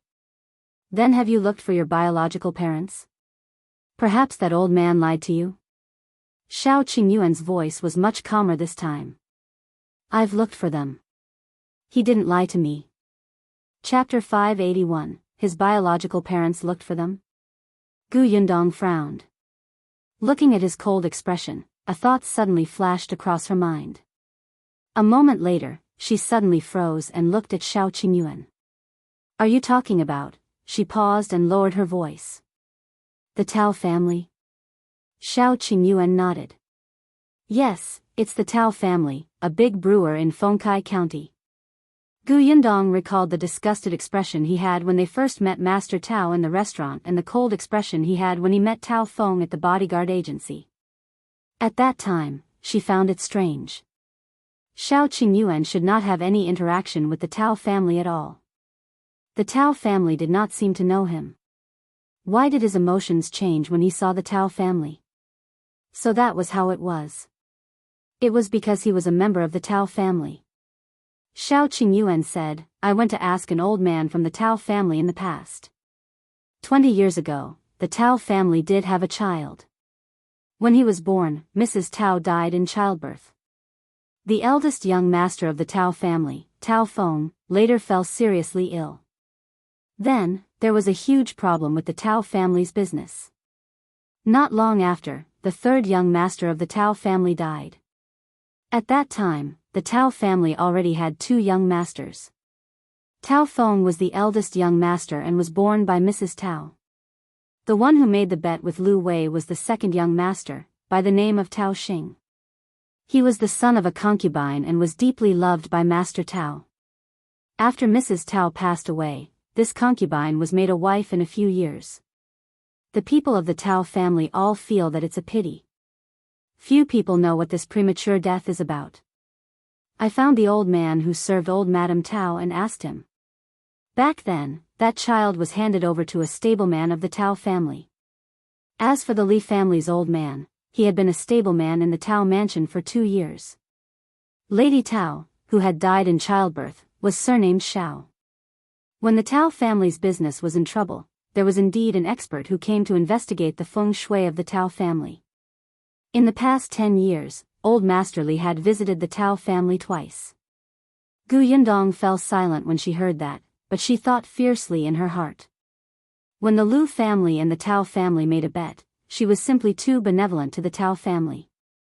She should have been heavy-handed at that time. What kind of people were they? They listened to a so-called expert and sent their own flesh and blood away to a stableman. Moreover, they wanted someone to torture him for the rest of his life. They were simply beasts. They were inhuman and unbearable as parents. She was so angry that her entire body was trembling. She recalled the first time she saw Shao Qingyuan. No wonder his eyes were indifferent back then, as if he didn't care about anything. Shao Qingyuan seemed to sense her emotional fluctuations. He squeezed her hand slightly and said, "I'm fine now." With Yundong, those hardships were nothing. Gu Yundong's heart tightened. "I'll avenge you later. By the way, who was the one who came to father and spouted nonsense to sow discord?" She suddenly looked at Gu Dajiang. Gu Dajiang was vexed by the scene of the two of them holding hands. When he heard her question, he frowned slightly. Shao Qingyuan didn't think too much about it. It should be eldest Li. He had warned them in the past. The Li family was afraid of his reckless appearance. Therefore, although they would gossip outside for the past few years, they did not dare to really come to him. Everyone lived in peace for a few years. Now that they saw that he was leading a good life and that he was rich and was about to get married and have children, they couldn't stand it anymore and started to ruin it. They probably heard that Gu Dajiang was making things difficult for him and felt that they finally had a chance to trip him up. Chapter 582, Become Hardworking. Shao Qingyuan narrowed his eyes slightly and squeezed her hand. "I'll handle this." Gu Yundong pursed her lips but did not retort, although she really wanted to vent her anger for him personally. However, it was obvious that regarding this matter, Shao Qingyuan could intimidate the Li family even more badly, lest there was a next time. Alright, then let them be on tenterhooks for a few more days. After hearing Shao Qingyuan's background, Gu Dajiang sighed in his heart. He stood up. "Rest well. We'll talk about other things after you recover." As he spoke, he stood up and walked out. Forget it, forget it. Since they were already engaged, he would let the young ones talk alone. He left the room with mixed feelings and returned to his room. Shui Rong followed closely behind and saw his master sitting in front of the desk with a frown. After a long time, Gu Dajiang said to him, "Shui Rong, help me bring Tong'an over." "Yes, my lord." Not long after, Tong'an came in. He looked like he had just returned from the workshop. There seemed to be a sweet smell on his body. Seeing this, Gu Dajiang pushed a cup of tea over. Seeing that he had drunk it, he asked, "Tong'an, do you know the Tao family in the county city?" "Master, are you referring to the Tao family, who is in the wine business?" "Yes, tell me about the Tao family." Tong'an was a little puzzled. Why did the old master want to learn about the Tao family? However, he did not ask anything and dutifully told his old master what he knew. Of all the information, the most important was the huge bet between the Tao family and the Lu family, as well as the scene where the white sugar made by the young lady shocked everyone and even sold for a high price. By the way, our shop in the county now, Gus, used to belong to the Tao family. Gu Dajiang really didn't know that there were so many grudges between them, nor did he know that Yundong had already formed a feud with the second young master of the Tao family. As expected, the Tao family was really despicable. The Lu family had a powerful background. Yundong had told him about this before. Dajiang felt that the Tao family, which could challenge the Lu family, definitely had a backer too. Of course, their backer might not be as strong as the Lu family's. However, compared to the Gu family, the Tao family alone was enough to crush them into the soil. If one day, the Tao family suddenly thought of Shao Qingyuan, their son, and found out that not only was he not depressed, but he was also becoming more and more promising. He even had money and a beautiful wife. Wouldn't they think of ways to deal with him? Not only him, but even Dajiang's daughter would become their target. Perhaps they might as well settle the old and new scores together. When Dajiang thought of this, he felt a little anxious. As expected, Yundong was right. Their family didn't lack money now, but they lacked connections and background. No, he had to quickly read. In 2 days, he would go to the academy in the prefectural city to meet Mountain Elder Qi. If he passed the test, he would be able to study in the academy and strive to take the imperial examination as soon as possible. Not to mention how high his ranking was, even if he was an elementary scholar, he would still have a good title. As Dajiang thought about it, he simply stood up and went to the bookcase to get the books Qin Wenjing had given him. Although he had been very busy for the past 2 days, he had taken the time to read a book. Qin Wenjing had given him books that he had read before. There were many notes on them. To Dajiang, these were very rare and precious things. Tong'an and Shuirong found it strange that their master had suddenly become diligent. However, they did not ask further and quietly left the room. Chapter 583, Going to Cause Trouble Soon. 2 days passed in a flash. The Gu family discovered something strange. It was as if the relationship between young Miss and young Master Shao had suddenly improved by leaps and bounds. When they passed by, they could feel the sweet atmosphere between them. It seemed that although old master had made things difficult for young Master Shao, he was indeed building up the relationship between the two young people. Indeed, he had put in a lot of effort. They had all misunderstood him. It was obvious from the fact that old master didn't chase Shao Qingyuan away to the Shao family to recuperate. He was a stubborn but soft-hearted person. Even Aunt Ku thought so. Dajiang was speechless. He felt bitter and didn't want to speak. Shao Qingyuan's recovery ability was strong. At this moment, he was mostly recovered. He could even practice boxing on the ground energetically. He felt that this illness was worth it. The knot in his heart that had been kept for many years was untied. Yundong seemed to love him more and more. Well, this wasn't an illusion. After he recovered, he dealt with the 2 baskets of herbs he had picked on the mountain. Unfortunately, he still did not find Bai Muzi on this trip up the mountain. Otherwise, that would be the best betrothal gift for the Gu family. Shao Qingyuan sighed in his heart. After packing up the herbs, he washed his hands and asked Mao to gather the other 3. Mao seemed to know what he was going to do and asked excitedly, "Young master, are you going to the Li family to settle scores with them?" Shao Qingyuan rolled up his sleeves. The clothes he was wearing now were still the old clothes from before. He didn't know if it was because his life had been better recently, or maybe because his food had improved, but he seemed to have grown taller and stronger, and his clothes didn't seem to fit him well. However, it was finding trouble with someone. What if there was blood? Yundong had bought all his good new clothes for him. He couldn't dirty them. Hearing Mao's question, he nodded. Mao immediately jumped up and went to pull Go and the other 2 back. When they heard that they were going to the Li family, they all began to rub their fists and turn their heads to look for suitable tools. When they walked out of the Shao family's house, Zhu couldn't help but ask, "Young master, Miss went to the neighboring village today and hasn't returned. Why don't we wait for Miss to come back first?" That's right, that's right. Let Miss see our mighty and majestic appearance." "What do you know?" Mao patted Zhu and Shu and said with an unfathomable expression, "This scene will be too cruel. What if it scares her?" Shao Qingyuan glanced at him, and everyone saw him nod in agreement. Shu and the other 2 felt like their jaws were about to drop. Wait, with Miss Personality, would she be afraid? She was not human when she was savage, all right? When they thought of the tragic fate of the old Gu family and Gu Gang's family in Gu village, they would even shiver. However, forget it. Who asked young master to care too much about his image? They would reluctantly cooperate.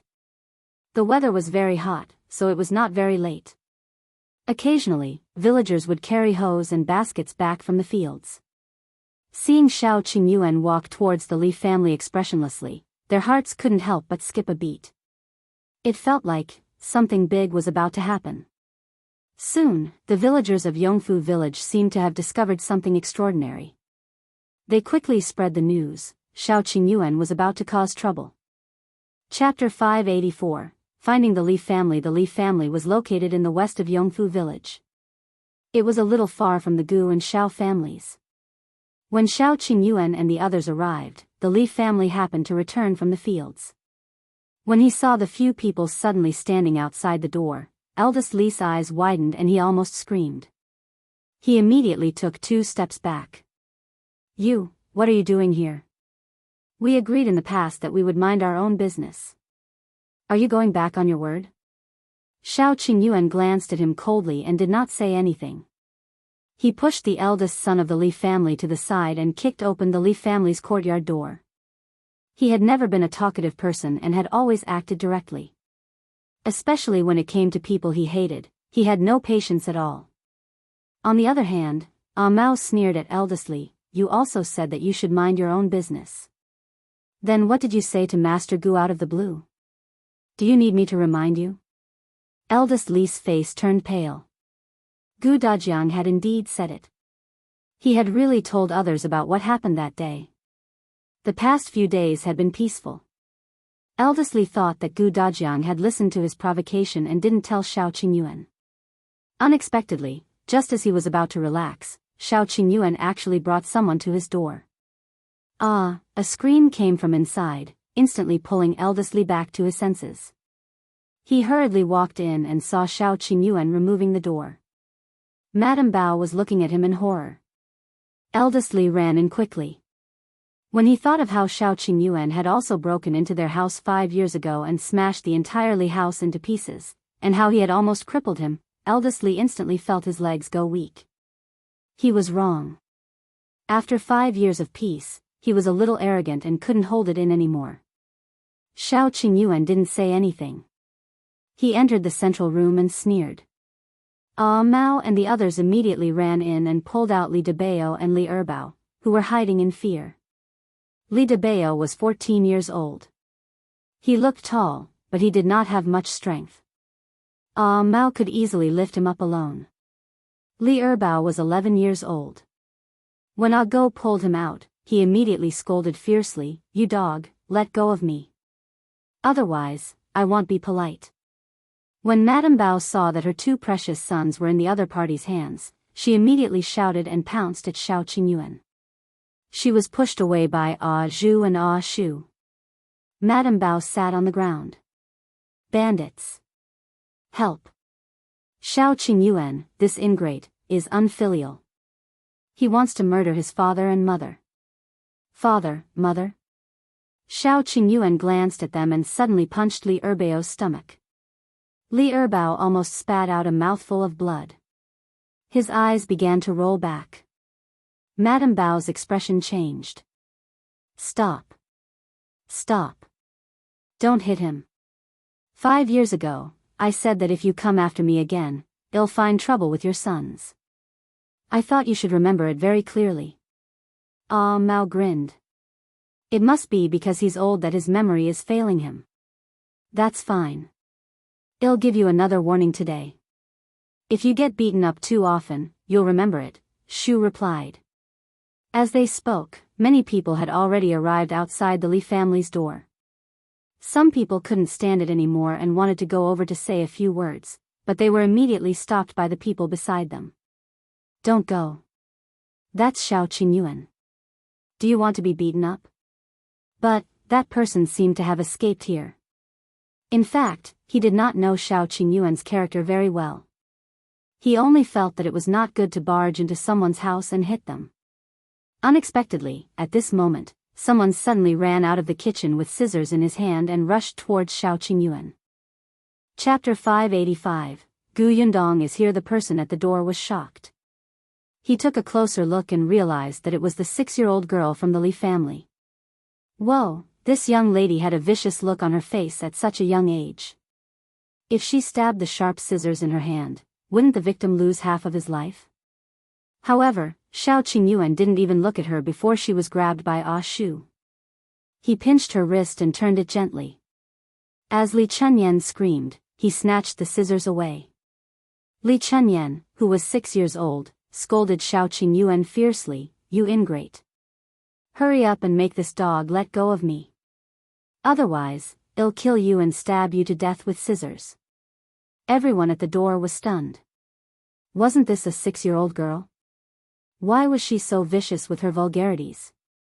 Li Chunyan hated Shao Qingyuan because she had heard from her parents that she could have been a boy and could have been pampered by her parents.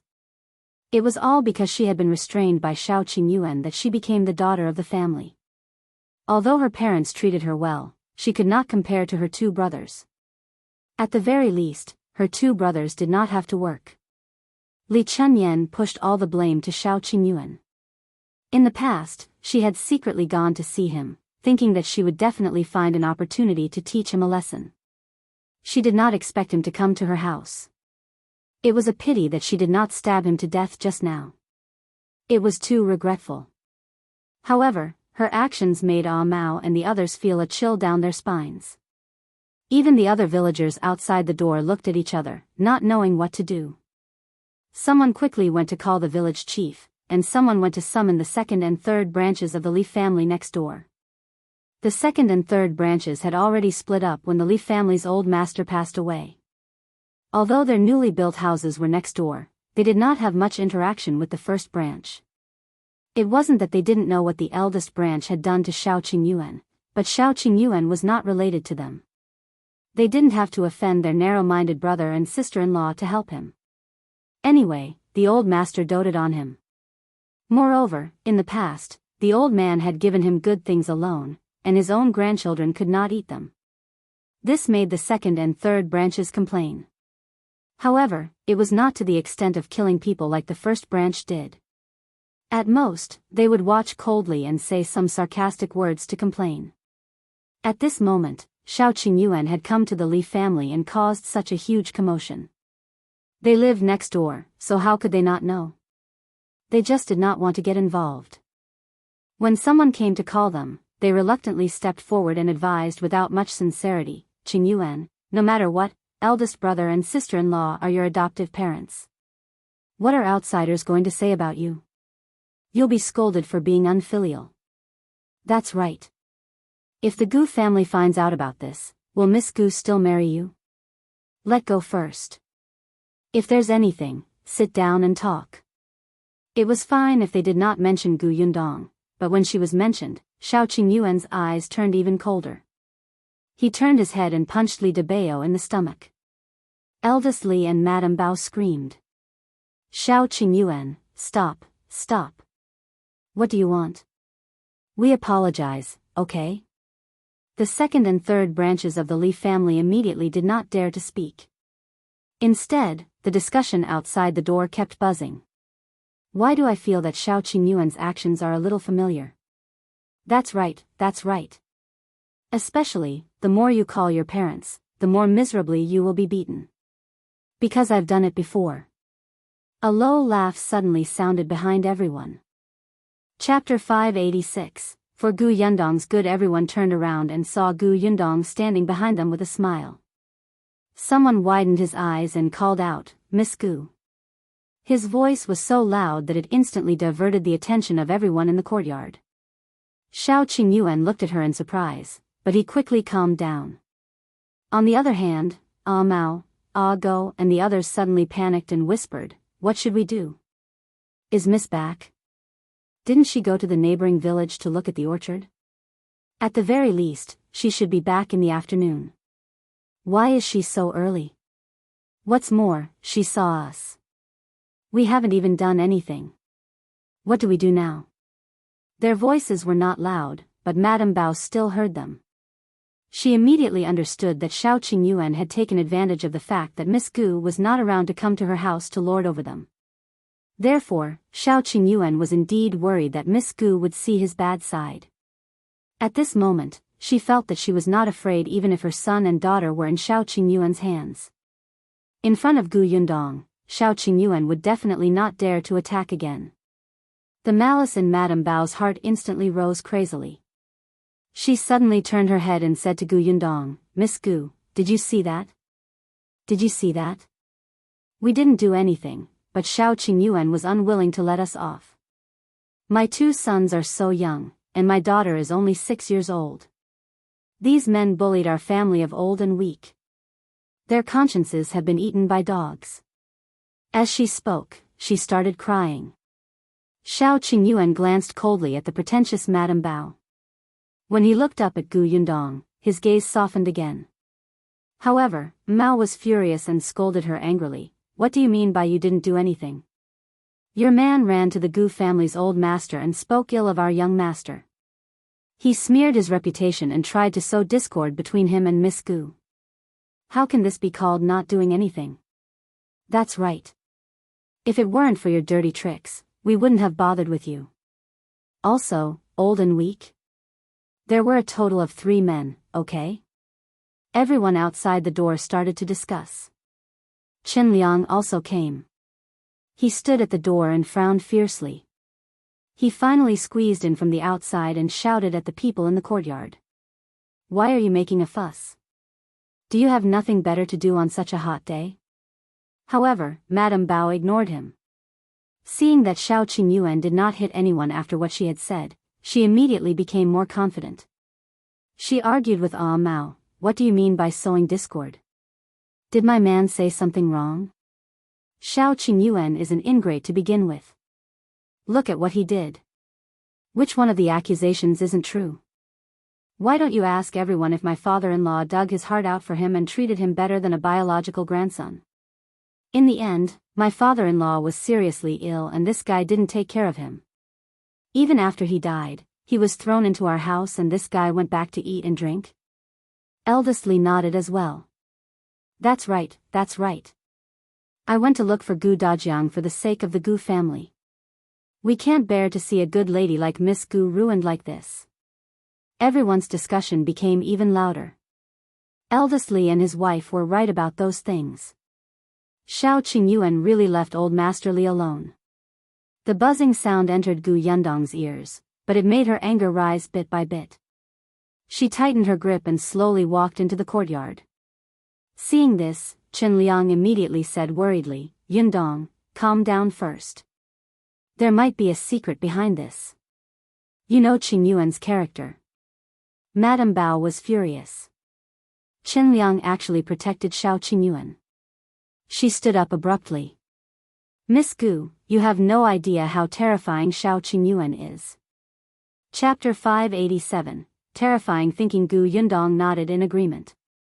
"I really don't know how terrifying he is." Madame Bao instantly smiled and looked at Shao Qingyuan maliciously. But then, Gu Yundong's voice turned cold. She changed the topic and said sharply, "But I do know how scary your Li family is."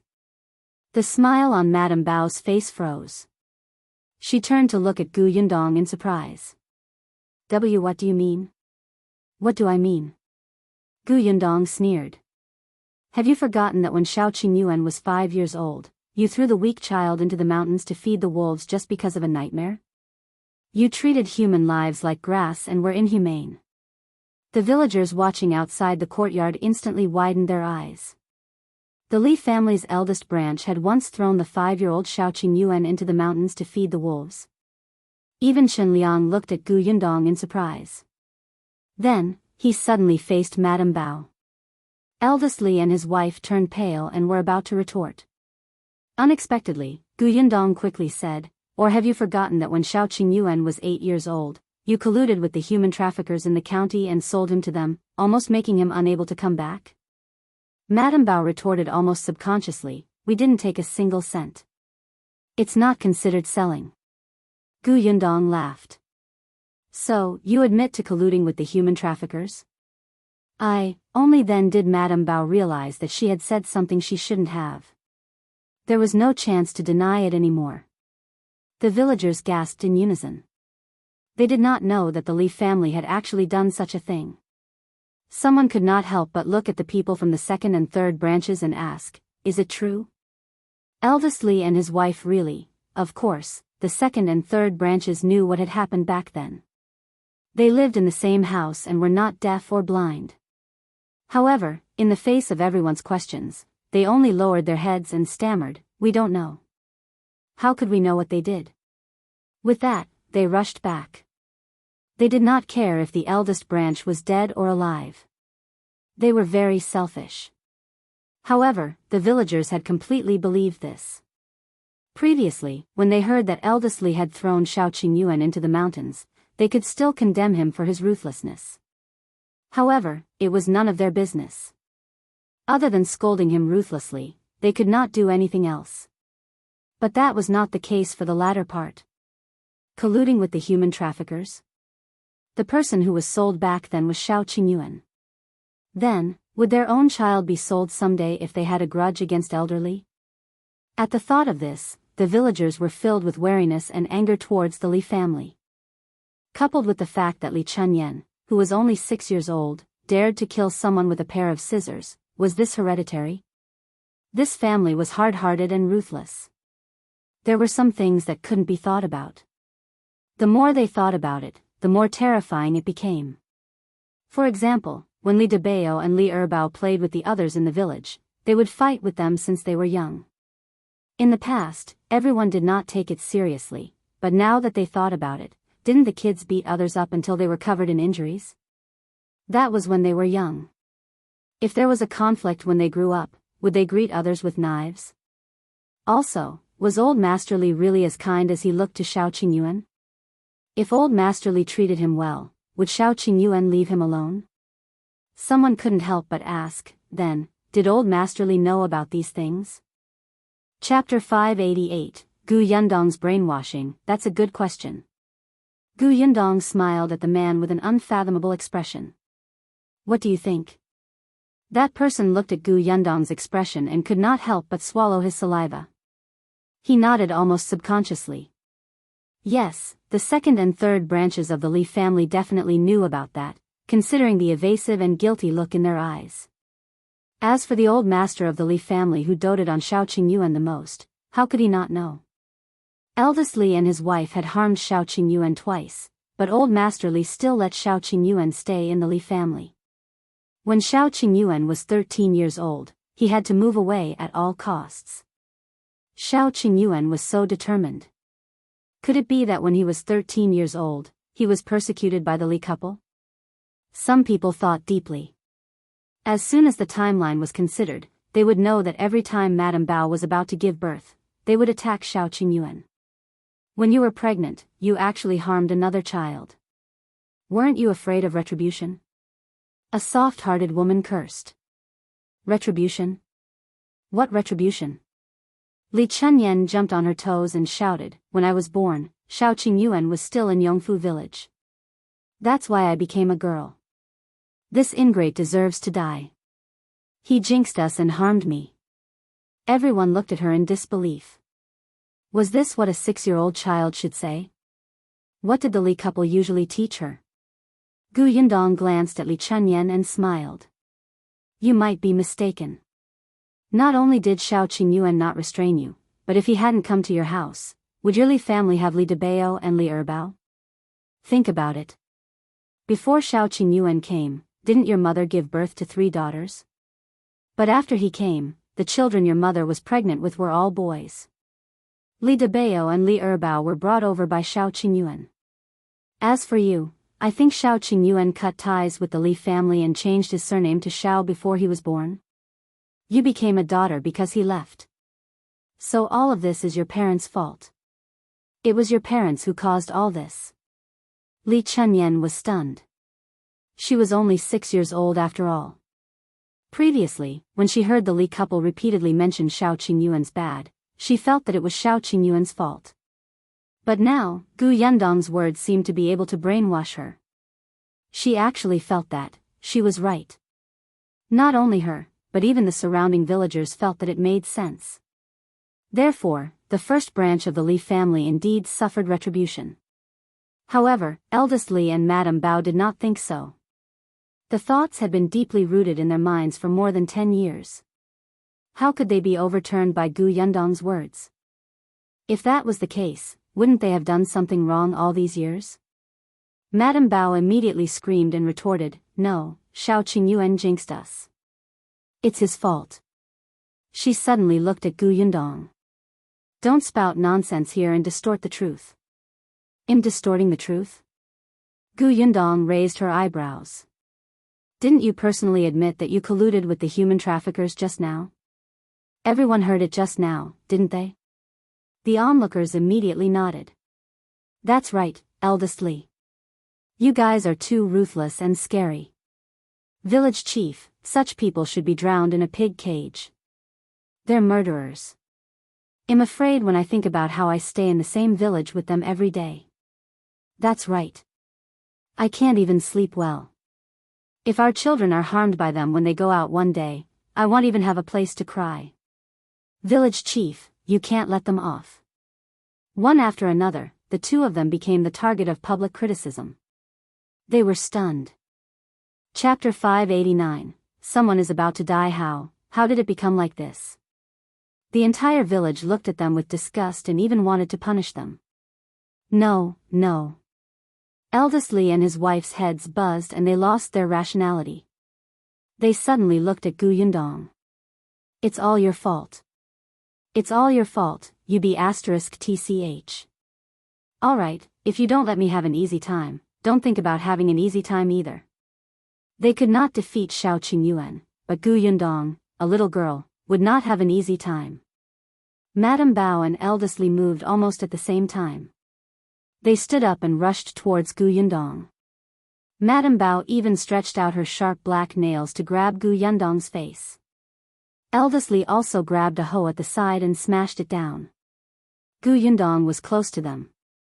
When she saw them rushing over, she did not dodge. When the villagers saw this, they all shouted in surprise, "Lady Gu, be careful." Chen Liang was in the courtyard and was not standing far away. He rushed over without thinking. But he had only taken 2 steps when he saw Gu Yundong twist Madame Bao's arm and prop her up on his shoulder. She then kicked eldest Li, who had rushed over, and sent him flying. After her feet landed on the ground, she started punching Madame Bao. "You dare to fight me? You're blind and have no memory. Have you forgotten how I dealt with the 4 bastards back then?" Everyone was speechless. They had indeed forgotten about it previously. Now, they remembered. As Shao Qingyuan was standing in the central room and was blocked by Shu and the others, when he came out, he saw eldest Li, who had been kicked away. His eyes suddenly turned cold. He saw that eldest Li was about to stand up and rush towards Gu Yundong again. Shao Qingyuan immediately reached out, grabbed his hair, and slammed him to the ground. Bang! Eldest Li's back was slammed heavily onto the ground, raising a thick layer of dust. He coughed twice. Before he could open his eyes, he was punched hard in the face. Oh, it hurts. Don't hit me. Shao Qingyuan's fists came one after another. His movements were quick and nimble as they landed on eldest Li. Chen Liang and the villagers were originally focused on Gu Yundong and Madame Bao. They watched as Madame Bao was beaten to the ground by Gu Yundong. Before they could sigh, they were distracted by another shrill cry. In the next moment, everyone widened their eyes and sucked in a cold breath. Everyone only knew that Shao Qingyuan was a wolf cub. He could even kill children and was cruel. However, most of them had heard about it and only felt that this person's reputation was not good. In any case, they usually stayed away from him. Now, it was the first time they had seen him beat someone up so fiercely. His fists were like stones, and his body emitted a violent and murderous aura.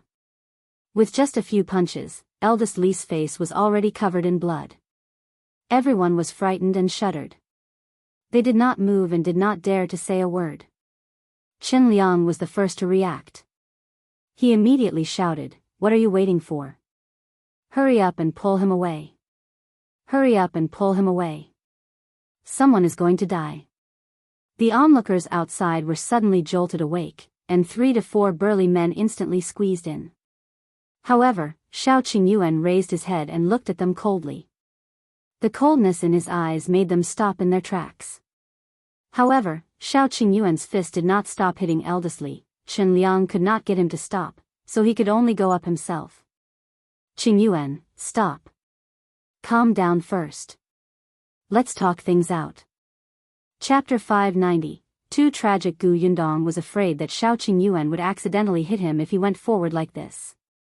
She quickly let go of Madame Bao and went forward to hold Chen Liang back. Chen Liang turned his head and called out to her, Yundong, quickly make him stop. If someone really dies, Qingyuan will have to go to jail. Gu Yundong knew that Shao Qingyuan had self-control, so she shook her head. It's fine. No one will die. Why are you also? Chen Liang had a headache. The others did not dare to stop him. Yundong did not want to persuade him, but as the village chief, he could not just watch. As he called the villagers forward, he tried to break free from Gu Yundong's GNP. Seeing this, Mao and the others let go of Li Debao and the other two, who were already scared silly.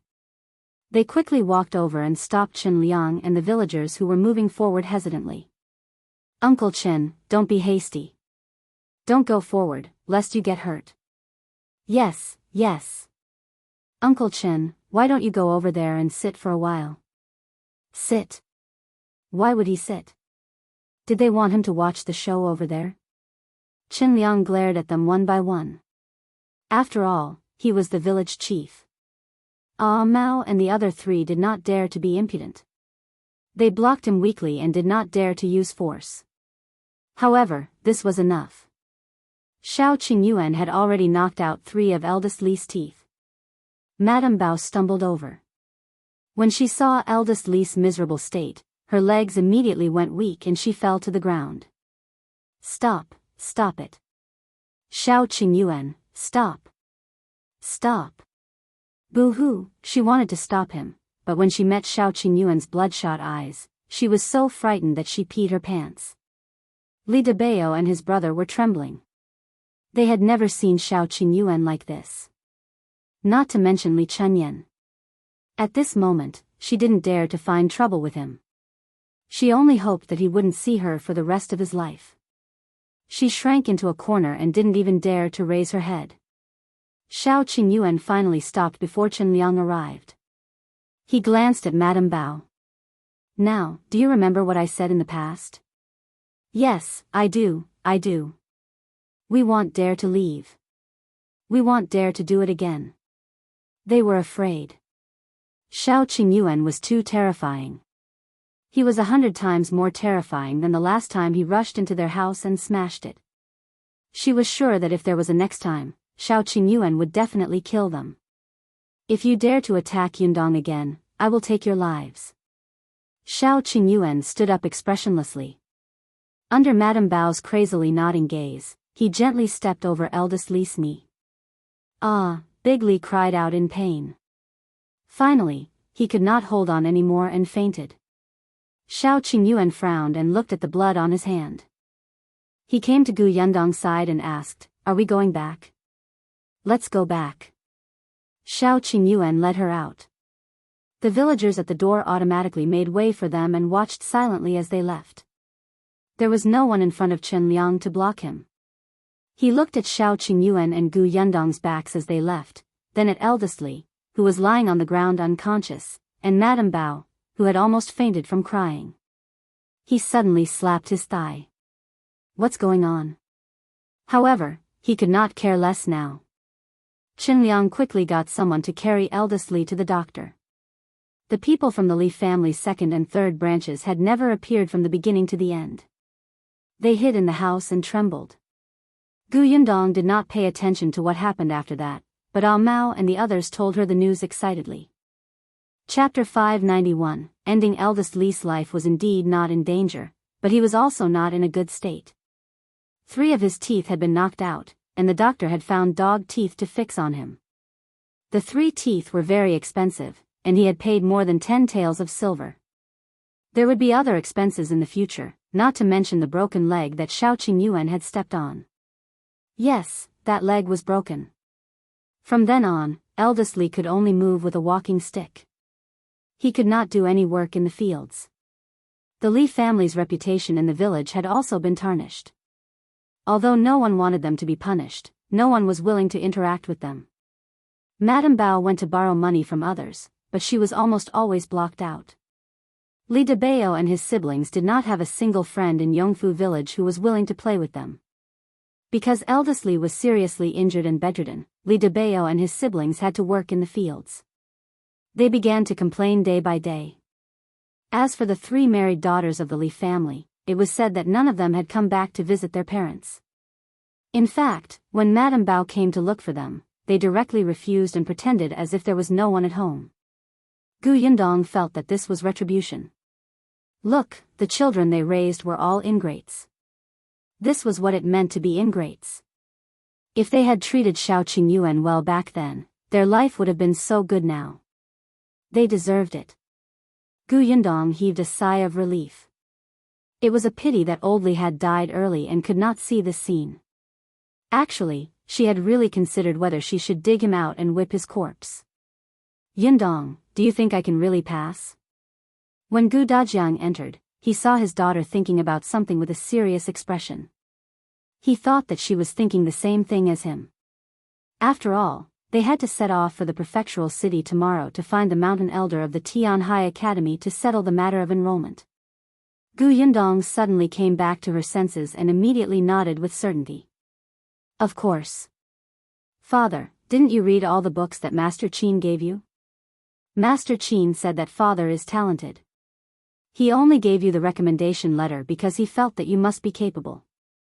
My father is the best. After Dajiang received his daughter's affirmation, his face immediately flushed red. When he saw his daughter's adoring gaze, he immediately felt smug. All right, I'll go back and practice my calligraphy. As he spoke, he turned around and left. The corners of Yundong's mouth twitched. Her father's handwriting was actually very good. He had been an accountant for many years. He might not have read enough books, but he had written a lot of words. The next day, the group prepared to head to the prefectural city. Other than accompanying her father to the academy, Yundong also had to visit the shop. Shao Qingyuan felt that they needed protection, so he packed his bags and followed them. Dajiang and Madame Yang couldn't bear to part, so they had to go together. Yunka had already climbed into the carriage. Her soft little face was hidden behind the curtain of the carriage, as if no one could see her and they could not keep her at home. Antka was going back to the prefecture capital. Yundong also brought Shuirong and Tong Shuitao along. Shuirong followed beside Dajiang as a page boy. This time, Shao Qingyuan brought Ah Zhu and Ah Shu along. Last time, he brought Ah Mao along with him. There were a lot of people, so they were divided into 2 carriages. Seeing that there was nothing left, the group set off majestically and left Yongfu village. There were many people standing outside the Gu family's workshop. Someone who was well informed said with a face full of emotion, I heard that the boss is going to open a shop in the prefectural city this time. Tell me, how long has it been? The boss is actually opening a shop in the prefectural city. It's amazing. Chapter 592, Zhuangzi as shopkeeper. Last time, the owner said that when she goes to the prefectural city to open a shop, our workshop will recruit more people. Is it going to start when the owner comes back? I'm sure it is. I'll go home today and tell my maternal cousins to be prepared. Yes, yes, yes. This is a rare opportunity. After they recruit someone this time, we don't know when the next time will be. Everyone spoke one after another, and a few of them thought too much. There were more and more people in this workshop.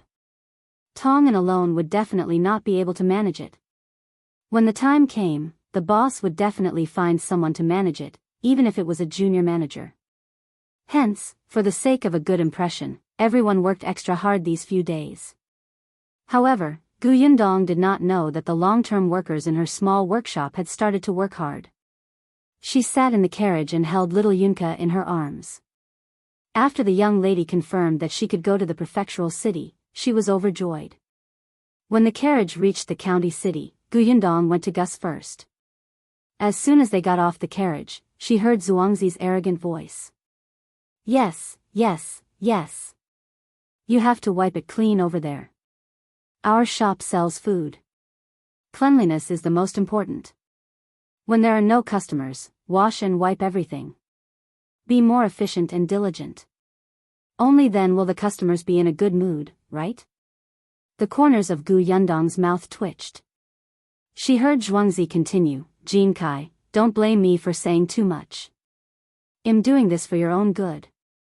When I was the shop assistant, this was how I was trained. You'll get used to it.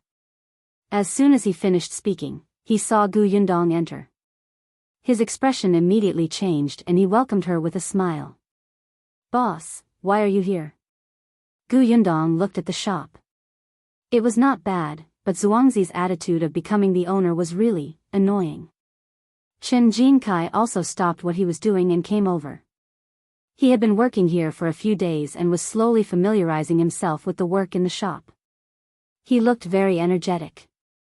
Yundong took a few more glances at him and realized that there was no dissatisfaction on his face. He seemed to have calmed down a lot. Huh, not bad. Yundong nodded and asked Zhuangzi, where's Uncle Zheng? He's in the backyard. I'll go get him. After saying that, he ran away. Zheng almost did not care about the matters in the shop these few days and let Zhuangzi do whatever he wanted. He only gave him a few pointers when necessary. He spent most of his time counting goods in the warehouse at the back, or simply buying a few vegetables to cook himself. A few days passed quickly. When Yundong went to the prefectural city, she naturally had to bring Zheng along. He was familiar with the prefectural city, so she had to bring him along when they decided on the location of the shop. 2 days ago, Yundong had already informed Zheng. He should have packed up at this time. Seeing Zhuangzi run into the backyard, Yundong looked at Jinkai.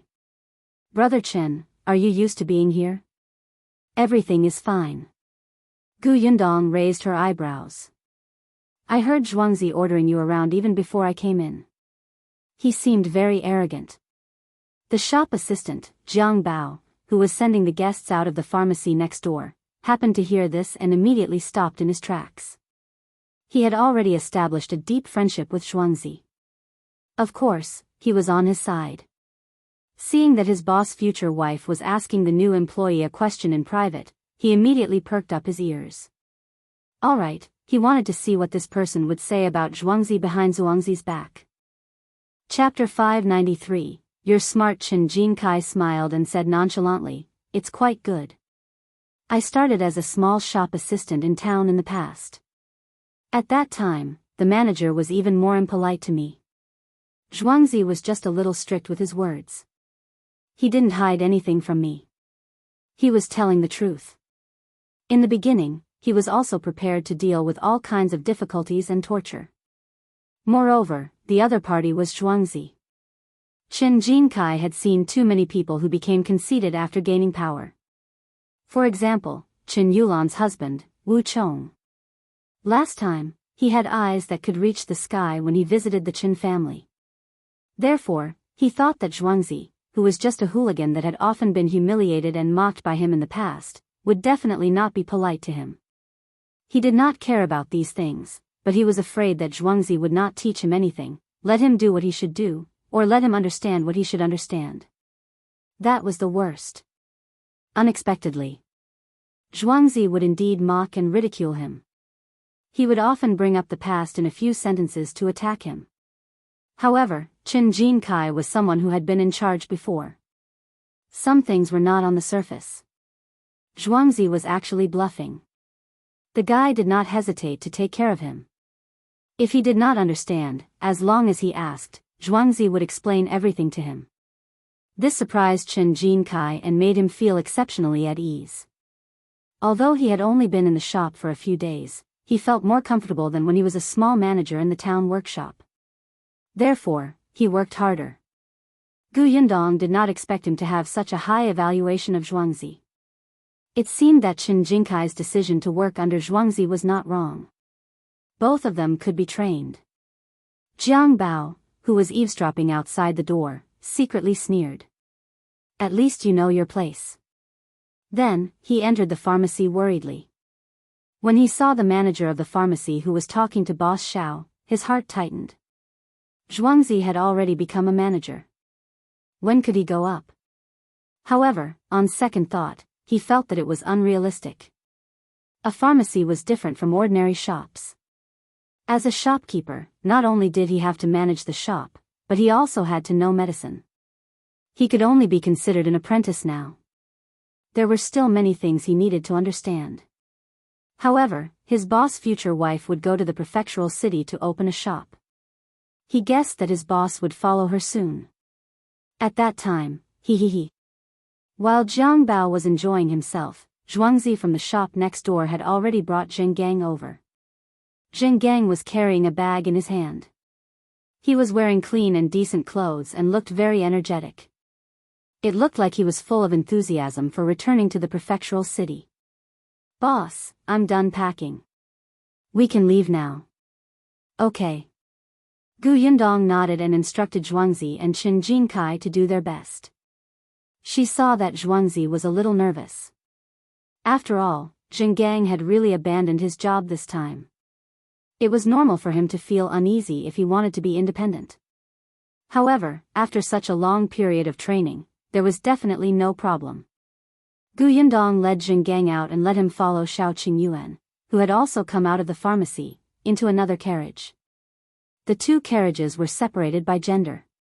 Gu Yundong, Madame Yang, and the other women sat in one, while Gu Dajiang, Shao Qingyuan, and the other men sat in the other. The father-in-law and son-in-law did not talk much along the way. Now that Zhenggang was here, the atmosphere was finally much more relaxed. Gu Yundong shook her head secretly. Just as she was about to get into the carriage, Zhuangzi, who had sent them out, suddenly spoke. "Boss." Gu Yundong paused and turned to look at him. "What's wrong?" "Last time, I've already considered what you asked me to consider last time." Chapter 594, Zhuangzi's decision. Gu Yundong raised her eyebrows. "What do you think?" Zhuangzi took a deep breath. "I want to go to the prefectural city and continue working for shopkeeper Zheng." He raised his head. When he spoke, the expression between his brows was exceptionally firm. It seemed like he had made up his mind. Gu Yundong was not surprised at all. "Have you thought it through? Will you regret it?" "No." Zhuangzi grinned. "Although being a shopkeeper has always been my goal, I have a bigger goal now." Gu Yundong was suspicious. "Why? Could it be that you want to be the boss now?" Zhuangzi clenched his fists. "I want to be a shopkeeper in the prefecture capital." Gu Yundong was speechless. It was indeed a bigger goal. She wanted to laugh, but she couldn't. She tried her best to nod with a straight face. "All right, it's good that you've thought it through. However, you still have to work hard in the county city for the next 3 months.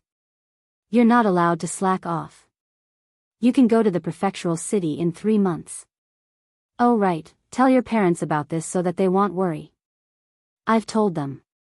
Father and mother support me very much." Actually, the reason why Zhuangzi had said that he would consider it was not only because of the rare position of shopkeeper, but also because he was worried about his parents and sister.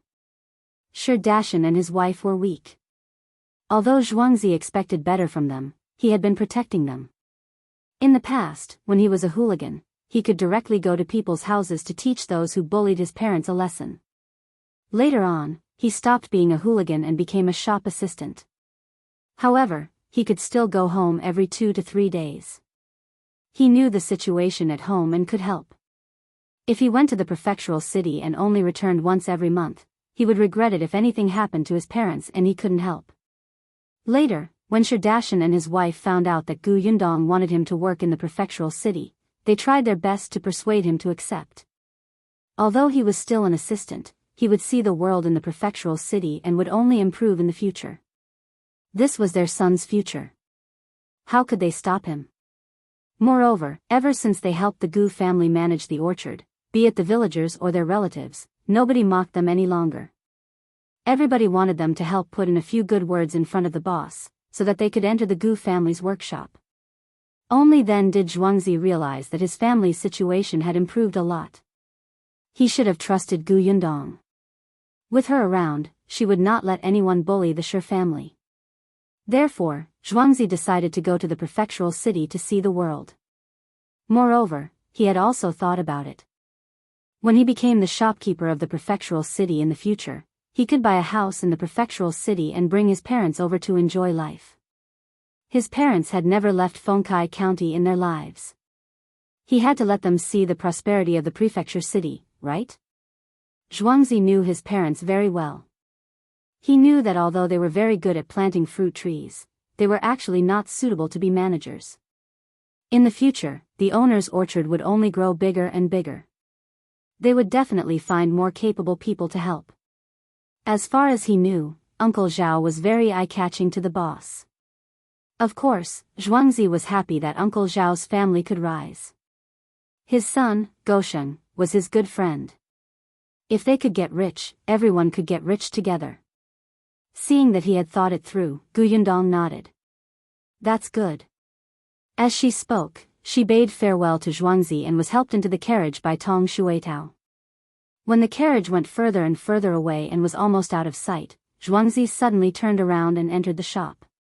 He said to Qin Jinkai, "You still don't admit that you're stupid. When the boss came just now, why didn't you pour a glass of water? You're really stupid." He was just a shopkeeper for 3 months. No matter what, he had to satisfy himself first. Qin Jinkai. Chapter 595, Jinxiu restaurant in the prefecture city. Gu Yundong and the others had already left the city gate. Aunt Ku looked at the gradually blurring city wall outside the window and suddenly felt a little sad. 2 days ago, I thought of letting Sidian follow me to the prefectural city so that we can take care of each other. More importantly, her embroidery skills are good. Those embroidery pieces can't be sold for a high price in this county city. What a shame.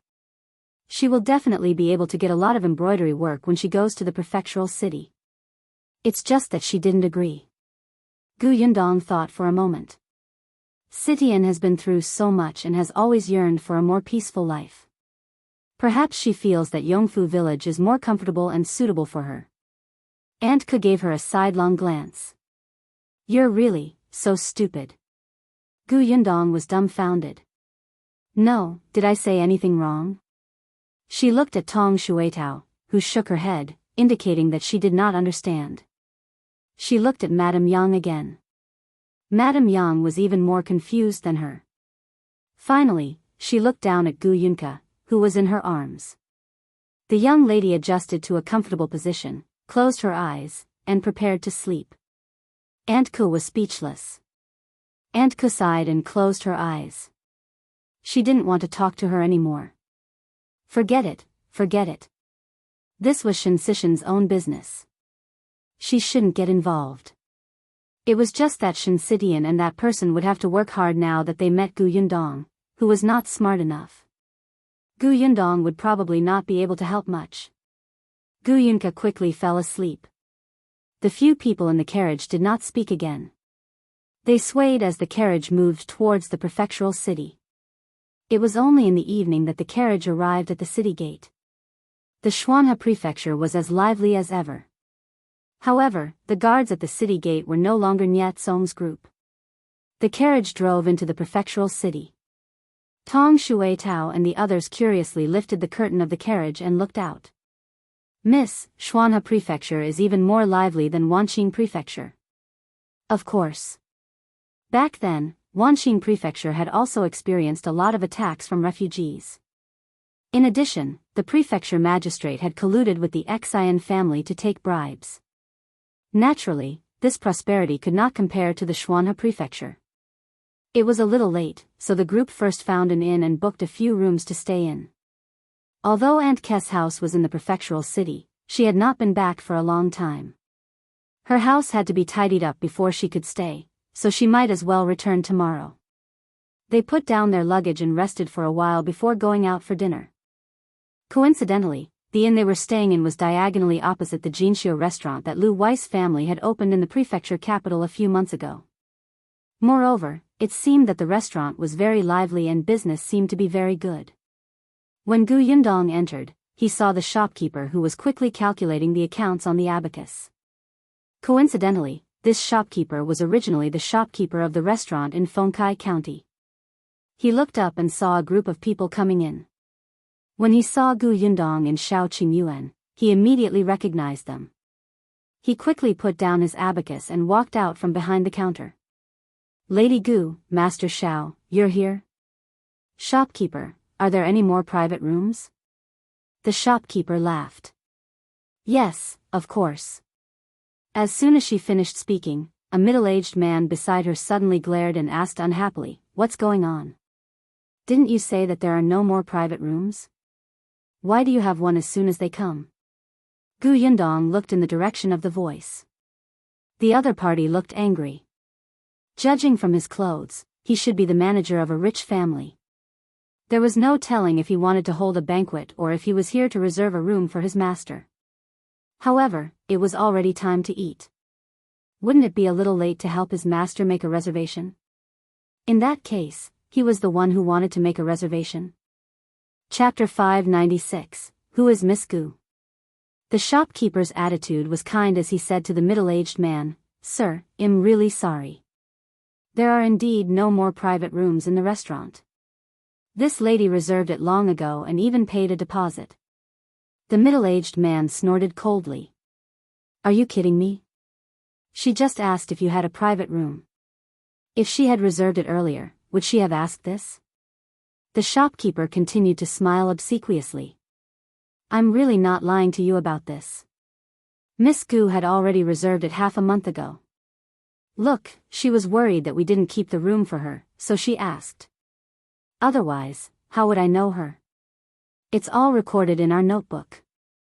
As he spoke, he took the ledger from the counter and flipped to a certain page. He pointed and said, Look, it's here, right? He only gave him a glance and closed it without letting him see the details clearly. Then, he called out to the waiter, Come, bring Miss to the Tranquil Water Pavilion on the second floor. The waiter was stunned. Tranquil Water Pavilion? Wasn't that the private room reserved by the owner of Jinxiu restaurant? He could not help but look at Yundong and the rest. They were unfamiliar and he had never seen them before. However, he knew that the shopkeeper's instructions definitely meant that this group of people had extraordinary identities. The waiter did not dare to be negligent. He hurriedly led Yundong and the others to the private room upstairs with a smile. Yundong glanced at the middle-aged man before he left. The latter seemed to be angry. However, he roughly knew that he could not offend this Jinxiu restaurant. In the end, he glared fiercely at the shopkeeper and left angrily. The shopkeeper still had a smile on his face as he sent him out. As he apologized, he invited the man to come again next time. He was not affected by the other party's dark expression at all. As Yundong went upstairs, she asked the waiter who led the way, Do you know that man? Oh, that person is a steward of the Zhou family.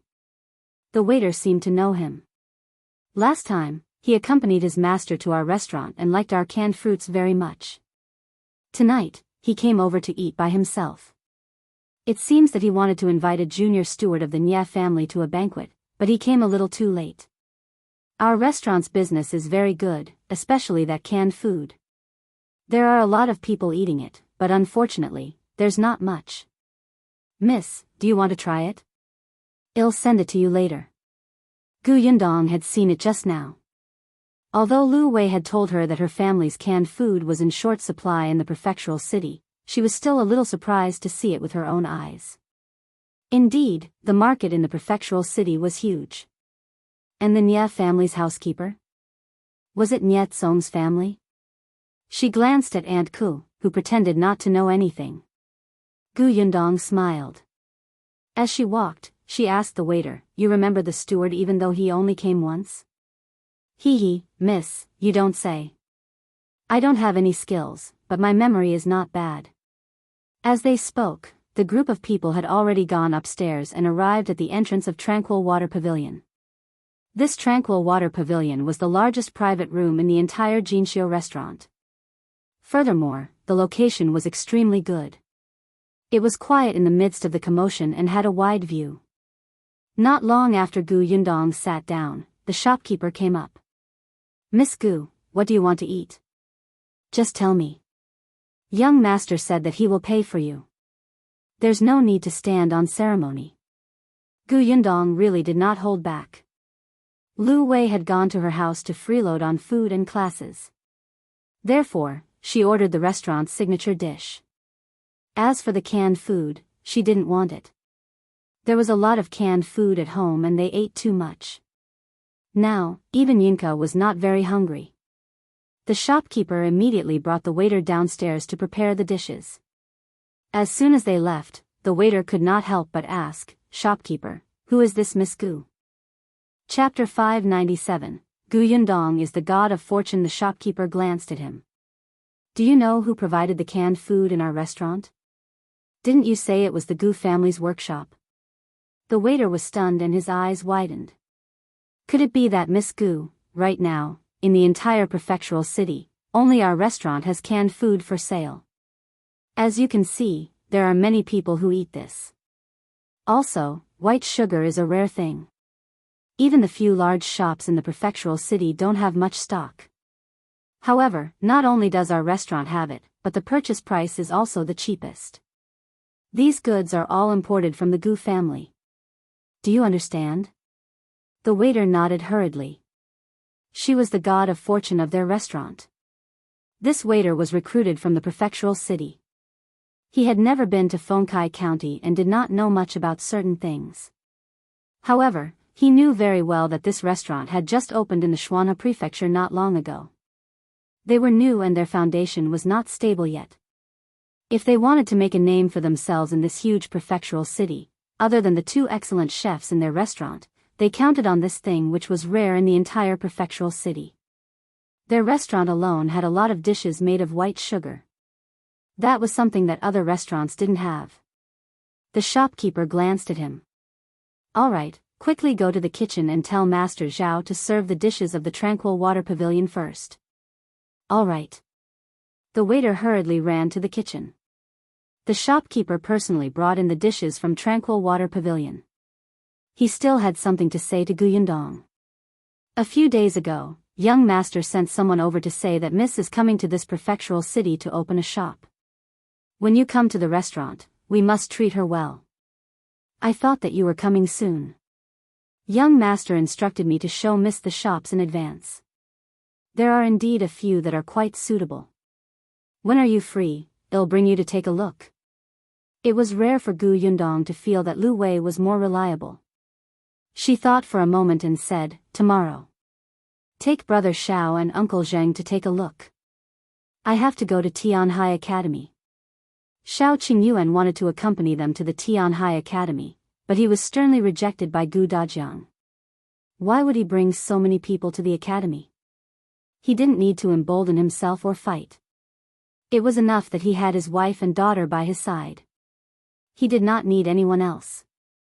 Therefore, Shao Qingyuan could only find a suitable shop with Zhenggang and settle down to open it as soon as possible. The shopkeeper immediately nodded. "Sure, no problem." Yundong recalled that the restaurant seemed to be very busy and said, "How about this? Arrange for a waiter to lead the way for us. You can go ahead and do your work. Don't worry about us." The shopkeeper agreed. It was the end of the month, and he indeed had a lot of things to do. As it happened, Shi was quite smart. He could just let him go. Thus, early the next morning, Shi changed into clean clothes and reported to Yundong's inn in high spirits. After Shao Qingyuan and Zhenggang went out, Yundong sent Aunt Ku home and asked Tong Shuitao to help clean the house. Yundong stood and looked at the house that she had lived in for nearly a month. She felt a little emotional. When she first came, she was in tatters. Now, she had the ability to buy a house in the prefectural city. She came out of the courtyard and brought a few packets of snacks to the neighbors' houses with Aunt Ku. She wanted to ask if there were any strangers who had come to look for Aunt Ku recently. It had been a while since she asked Qin Wenjing to help her get the portrait of the person she was looking for on the notice wall of the prefectural city. Chapter 598, Tianhai Academy. The neighbor had said that a few unfamiliar people had come to look for Aunt Ku and even described the appearance of someone who had been there before. After listening carefully, Yundong realized that it did not match eldest aunt's appearance. No one had said anything about eldest aunt and the rest. She was a little disappointed, but that was to be expected. It was unknown where eldest aunt and the others had gone. There was a vast sea of people, and it was too difficult to find them without a target. Yundong returned to the inn before getting into the carriage with her parents and heading to Tianhai Academy. These days, such large academies were mostly located in mountainous forests, but the Tianhai Academy was in Shuanha Prefecture. The academy was very big. It was located by the lake in the south of Shuanha Prefecture and was quite far from the downtown area. However, the environment was beautiful, quiet, and the literary atmosphere was strong. There were countless people who studied every year. Yundong sat in the carriage and thought that after her father entered school, it would be best if she could buy a house nearby. It would also be convenient and comfortable to go back and forth. Dajiang sat opposite her with a serious expression. No one knew what he was thinking. Yundong could not help but laugh when she saw his expression. "Father, are you nervous?" Dajiang shook his head. "I'm not nervous. I've read all the books I need to read and understood everything I need to understand." But what? Dajiang thought for a moment and said, "However, I asked the innkeeper this morning. The innkeeper said that the mountain elder of Tianhai Academy is often not in the academy. I'm worried that we won't be able to meet him." "I don't think so. Teacher Qin has always been considerate. He might have already sent a letter to the mountain elder when he introduced us. Besides, if we can't see him today, we'll see him tomorrow. We still have to stay in the prefectural city for a few more days to open the shop. There's no hurry." Dajiang nodded. "That's true." He stopped thinking about it and simply lifted the curtain to look outside. Just as the carriage passed by the notice wall, he suddenly frowned and called Shui Rong, "Stop the carriage." Yundong found it strange. She followed his gaze and frowned. There were still posters of her aunt and the others on the wall, but after a few months, more than half of the portraits were blocked by other notices, so she could not see her aunt's appearance at all. Yundong frowned, but there was nothing he could do. Qin Wenjing had asked the prefectural city government office for help, but it was impossible for them to guard the notice wall all day and not let others cover it. "Father, let's go to Tianhai Academy first. When we come back, we'll draw a few more and post them. In the future, we'll have a shop in the prefectural city. We'll often get someone to come and take a look. Just don't let others cover it up." When Dajiang saw the portrait, he thought of his eldest sister and younger brother, who had yet to be found. It would be fine if their whereabouts were unknown, but they might even lose their lives. Back then, he should have told eldest sister and the others that they would meet in the Qingyuan Prefecture in the future. However, he had told his underling before.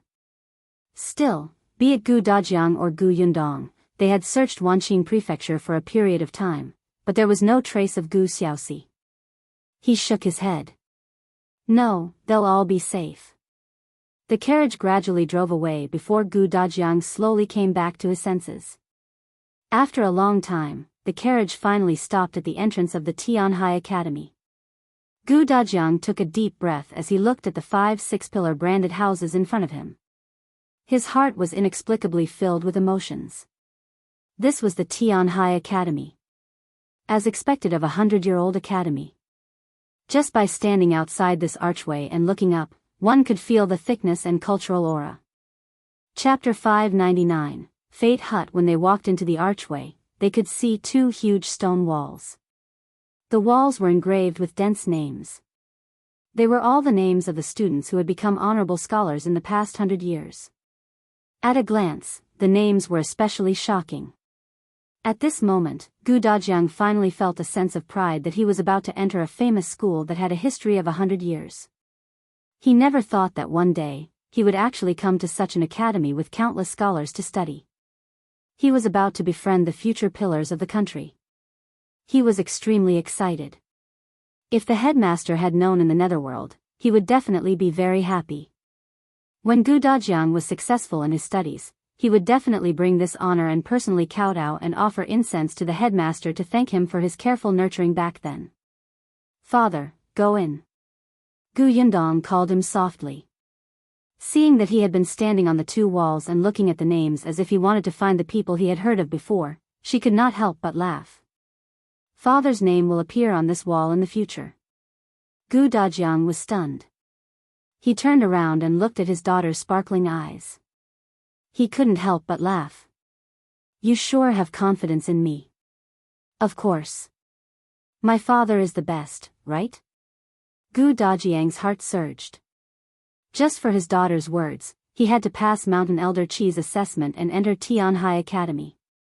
He had to participate in the imperial examination and engrave his name on it. He raised his head slightly, turned around, and strode towards the door. The gatekeeper guarding the entrance of the academy had already seen this family, but he did not go forward to ask.